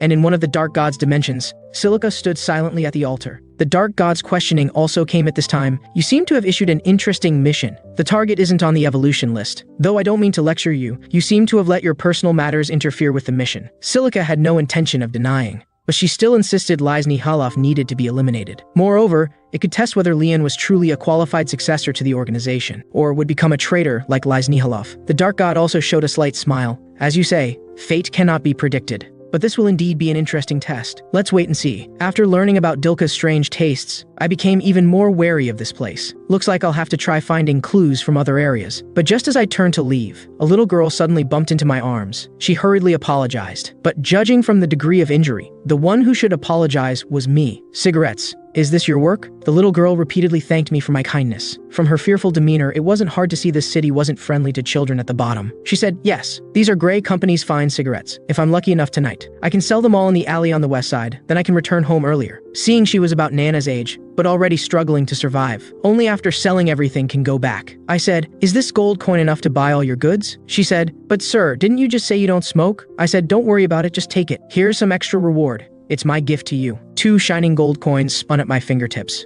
The crisp sound like the girl's joyful cheers. The girl said, thank you, I won't forget you. After she left, Kaylin's figure slowly appeared. As an assassin, why don't you go do charity work? I sighed lightly. She's heading toward the garbage dump. Just follow her. Tonight we'll surely get something. Moments later, the little girl's figure flew out far away. It was the blonde man who was struck before. See, I told you she definitely had more than 1 gold coin. She must have met someone generous today. But you dared deceive us. Just in time as I also had angered a vent. The little girl said tearfully, please, I didn't hide any coins, please believe me. At this time, a cold voice suddenly rang out. She's already asked you to believe her, why won't you stop? Cold sweat instantly crawled up the blonde man's forehead. This voice was too familiar. How pathetic, you've actually been stealing from this child all along. The blonde man froze for a moment, but suddenly realized this was his territory and got bolder again, starting to shout, but was instantly knocked down by me again. Since you won't use your own limbs to work, I'll help you destroy them. After all, having a chance to torture bad people is quite enjoyable. This won't end quickly. When everything was settled, I picked up the fallen gold coins and put them in the girl's hand, saying,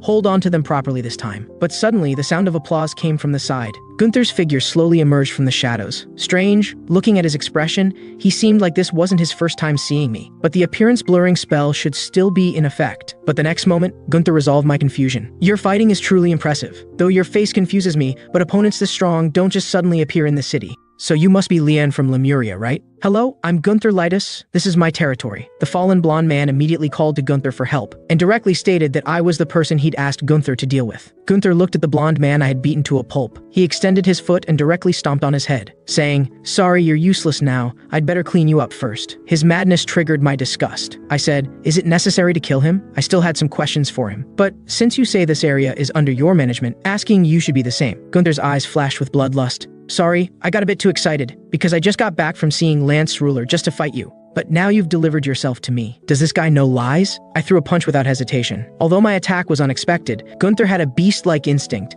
his limbs moving faster than his mind. After just a brief exchange, Gunther was boiling with battle fever. Excellent. This is how it should be. No need to wait for the match. I'm so glad you came to find me. Let's decide the winner now. The next moment, Gunther's fists came crashing down heavily. The destructive power was indeed shocking. Does he have some secret method to enhance his strength? But more frenzied than his fist power was his boiling fighting spirit. You're better than I imagined. Lian, continue using all your strength to entertain me. Between words, fists fell like raindrops. His arms were like an impenetrable gate. All attacks were deflected, unable to cause him any damage. The fist-to-fist combat method made him even more frenzied. He kept roaring, robust muscles bulging. The next moment, a violent impact rose from the ground. Not bad at all, Lian. Calm down quickly. Let's have another good fight. Kaylin was getting eager to join in at this point, but I stopped her impulse, because I had already noticed the presence of others entering the scene. At this time, a voice suddenly halted Gunther, but arriving before the voice were familiar flying daggers. Gunther, stop immediately. Why do you always have to harass my esteemed guests? Gunther couldn't help saying, he started it first. Why do you always have to cause me trouble? You think I'd believe that? You yourself are one big trouble. The two had long-standing discord. Gunther stopped explaining and turned away huffily, but before leaving didn't forget to remind me of our duel appointment. The battle was interrupted again. I was somewhat displeased, but Lisa wouldn't appear here without reason.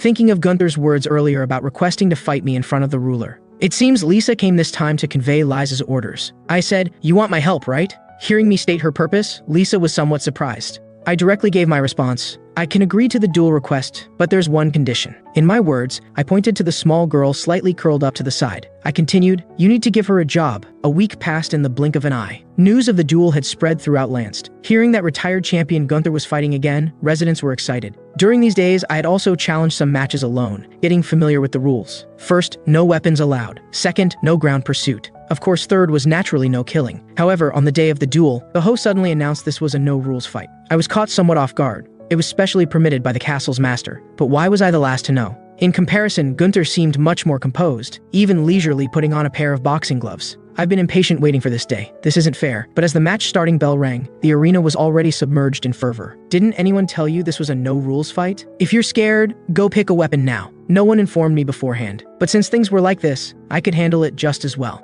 Seeing magic power surge in my hands, Gunther's smile couldn't help turning playful. Magic? These children's tricks are fine too. I'm really worried I might accidentally kill you. After all, what I miss most here is the feeling of killing. I'll gouge out those arrogant eyes of yours first. Those arms must be Gunther's undefeated secret in the arena. But it was too arrogant to tell your opponent your target in advance. As Gunther's body charged toward me, I quickly summoned the demon blade. In the instant of dodging low, the thin blade swung, with a sound like cutting strings. When steadying my stance, a right arm silently fell. Gunther also coughed up blood and collapsed kneeling. His face contorted. "Bastard. This time I'll definitely kill you. You'd better shut up now or you'll really die." In an instant of imposing presence, Gunther was also stunned. In a no-rules fight, from the start you should have been the one worried. Match 1. But a wealthy-looking spectator in the audience was extremely excited, muttering to himself. That black mist couldn't be wrong. It must be the divine weapon demon blade. Back at the inn, the little girl immediately brought up cold drinks. She had started working here. A small nameplate was engraved with the name Louis. She seemed to be adapting quite well. At this time, Lisa appeared and said, "About today's events,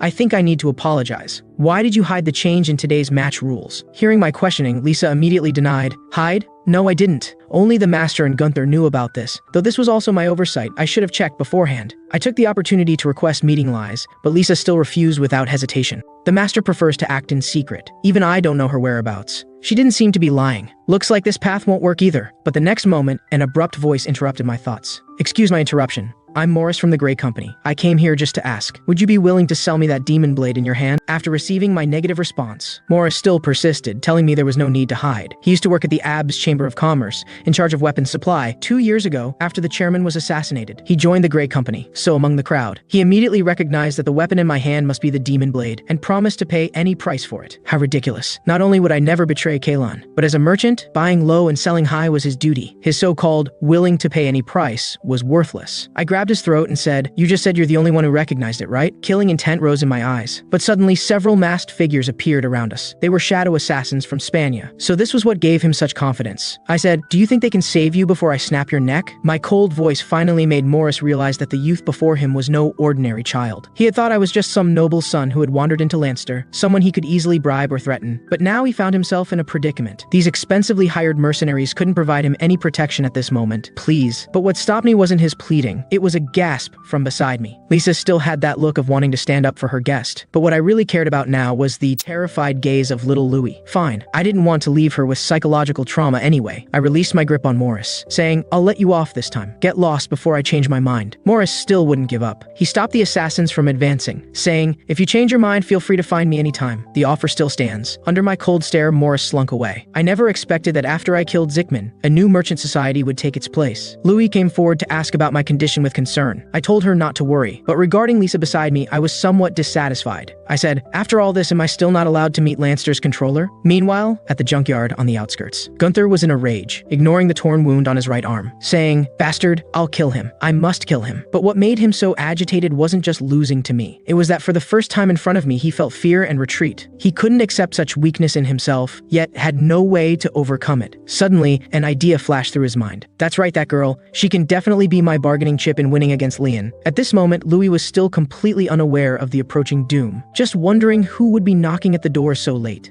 She politely welcomed the visitor into the inn, but what she saw was Gunther's dark eyes. Meanwhile, inside the inn, Lisa, as expected, still refused my request to meet Lies. She had now realized I was a bit too focused on Lies, even knowing the name of the city's behind-the-scenes controller. But she still insisted on warning me, saying to stay as far away from the city as possible. Her stance was truly puzzling. Suddenly, a scream rang out. It was Louis's voice. I quickly rushed to the front desk, only to find furniture scattered on the ground. The little girl had vanished. But from the remaining traces, I already had a guess about who had just come. And in the red light district, on the other side of the city, Dilka was already tormented by longing. Morris suddenly burst in and said, "A lady's room shouldn't be this messy." "You're a mess, Dilka." Dilka weakly retorted, "Morris, are you here looking to die? I have no interest in your business." Morris said dismissively, "I think you must have fallen for that young man whose face you can't even remember clearly. This is a paralyzing potion that can make your wishes come true. The latest product from the Galan Magic Association." Dilka took it and asked, "So what do you want from me?" Morris said, "I want to work with you against that youth. You can have his body, and I only need something he has in his possession." Quite a fair deal, isn't it? But what he didn't say was that he hoped even more for that youth to die in an accident. Although he had already received intelligence that Gunther had made his move, to be absolutely certain, he still sought out Dilka.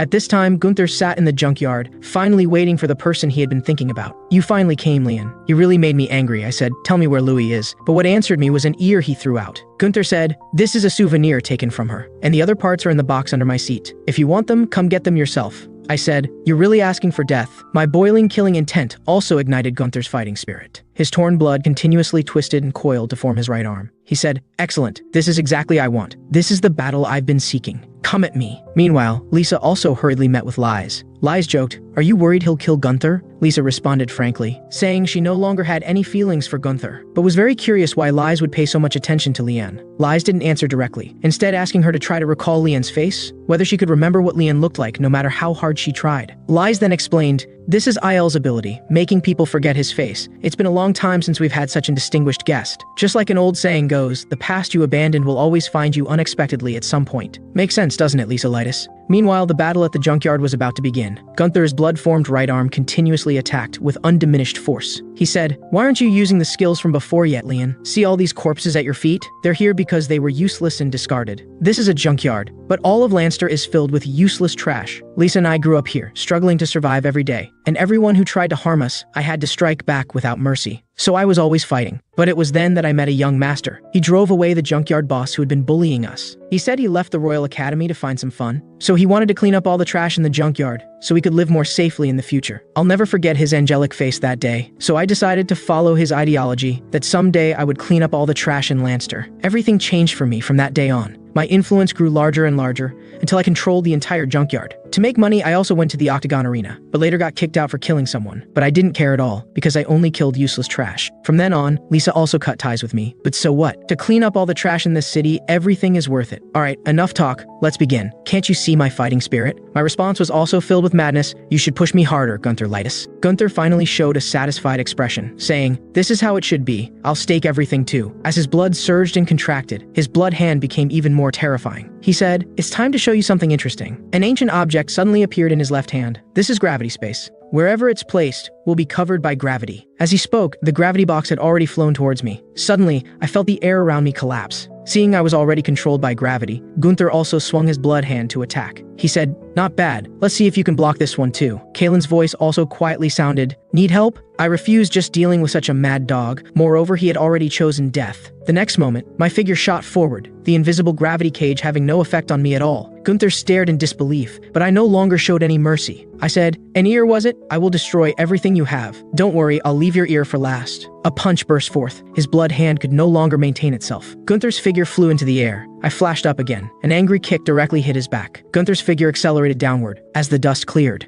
Gunther had been impaled by the junkyard debris, no longer able to fight. His eyes gradually became empty, but unusually gained a sense of relief. Haha, someone like me was destined to die like this from the start. I have no regrets in life. Just as I was considering delivering the final blow, he suddenly mentioned Louis. He said, "That child was born in Lanster. I'm sure she'll become trash when she grows up, just like me and Lisa. This is the rule set by the city's ruler. Please make sure she doesn't follow the same path. I believe you can do it." After saying this, he kept silent forever. Why is it like this? Isn't this box supposed to contain Louis's limbs? By now, Lisa had also arrived. Seeing Gunther's fallen figure, She only reacted silently. This day would eventually come, after ordering subordinates to ensure a safe room was reserved. She turned her attention to the small figure in my arms. Louis seemed unharmed, just asleep. I handed her over to Lisa, then turned to leave as Gunther said there was indeed some trash that needed cleaning. Lisa asked in confusion, "Where are you going?" I said, "Lanster." My response left Lisa puzzled, but my expression was determined. This city indeed had trash that needed cleaning, but Gunther had chosen the wrong targets. Lanster, this city that devours hope, this city of sin. It was time for a reckoning. Besides the fallen junkyard boss Gunther, the other three controllers of the entertainment, business, and Octagon Arena areas were still active. In my previous life, I had struggled without a justification to start a large-scale war against this city, because there was no standing army here. Yet the people were fierce fighters. But Egil told me there was no need to rush, and predicted this city would self-destruct. All we have to do is receive it on time. When I asked in surprise, he only coldly said, "That city has long been rotten." I once had very close contact with it. Back then, I didn't understand why he was so certain. But today, I finally understand the reason, although time has already proven the result. I can no longer bear to wait for its self-destruction. Today, I will uproot it completely. When I arrived at the residence of Dilka, the entertainment district manager, the red tea she served me had a strangely familiar sweetness, the paralyzing potion commonly used among Gasha nobles.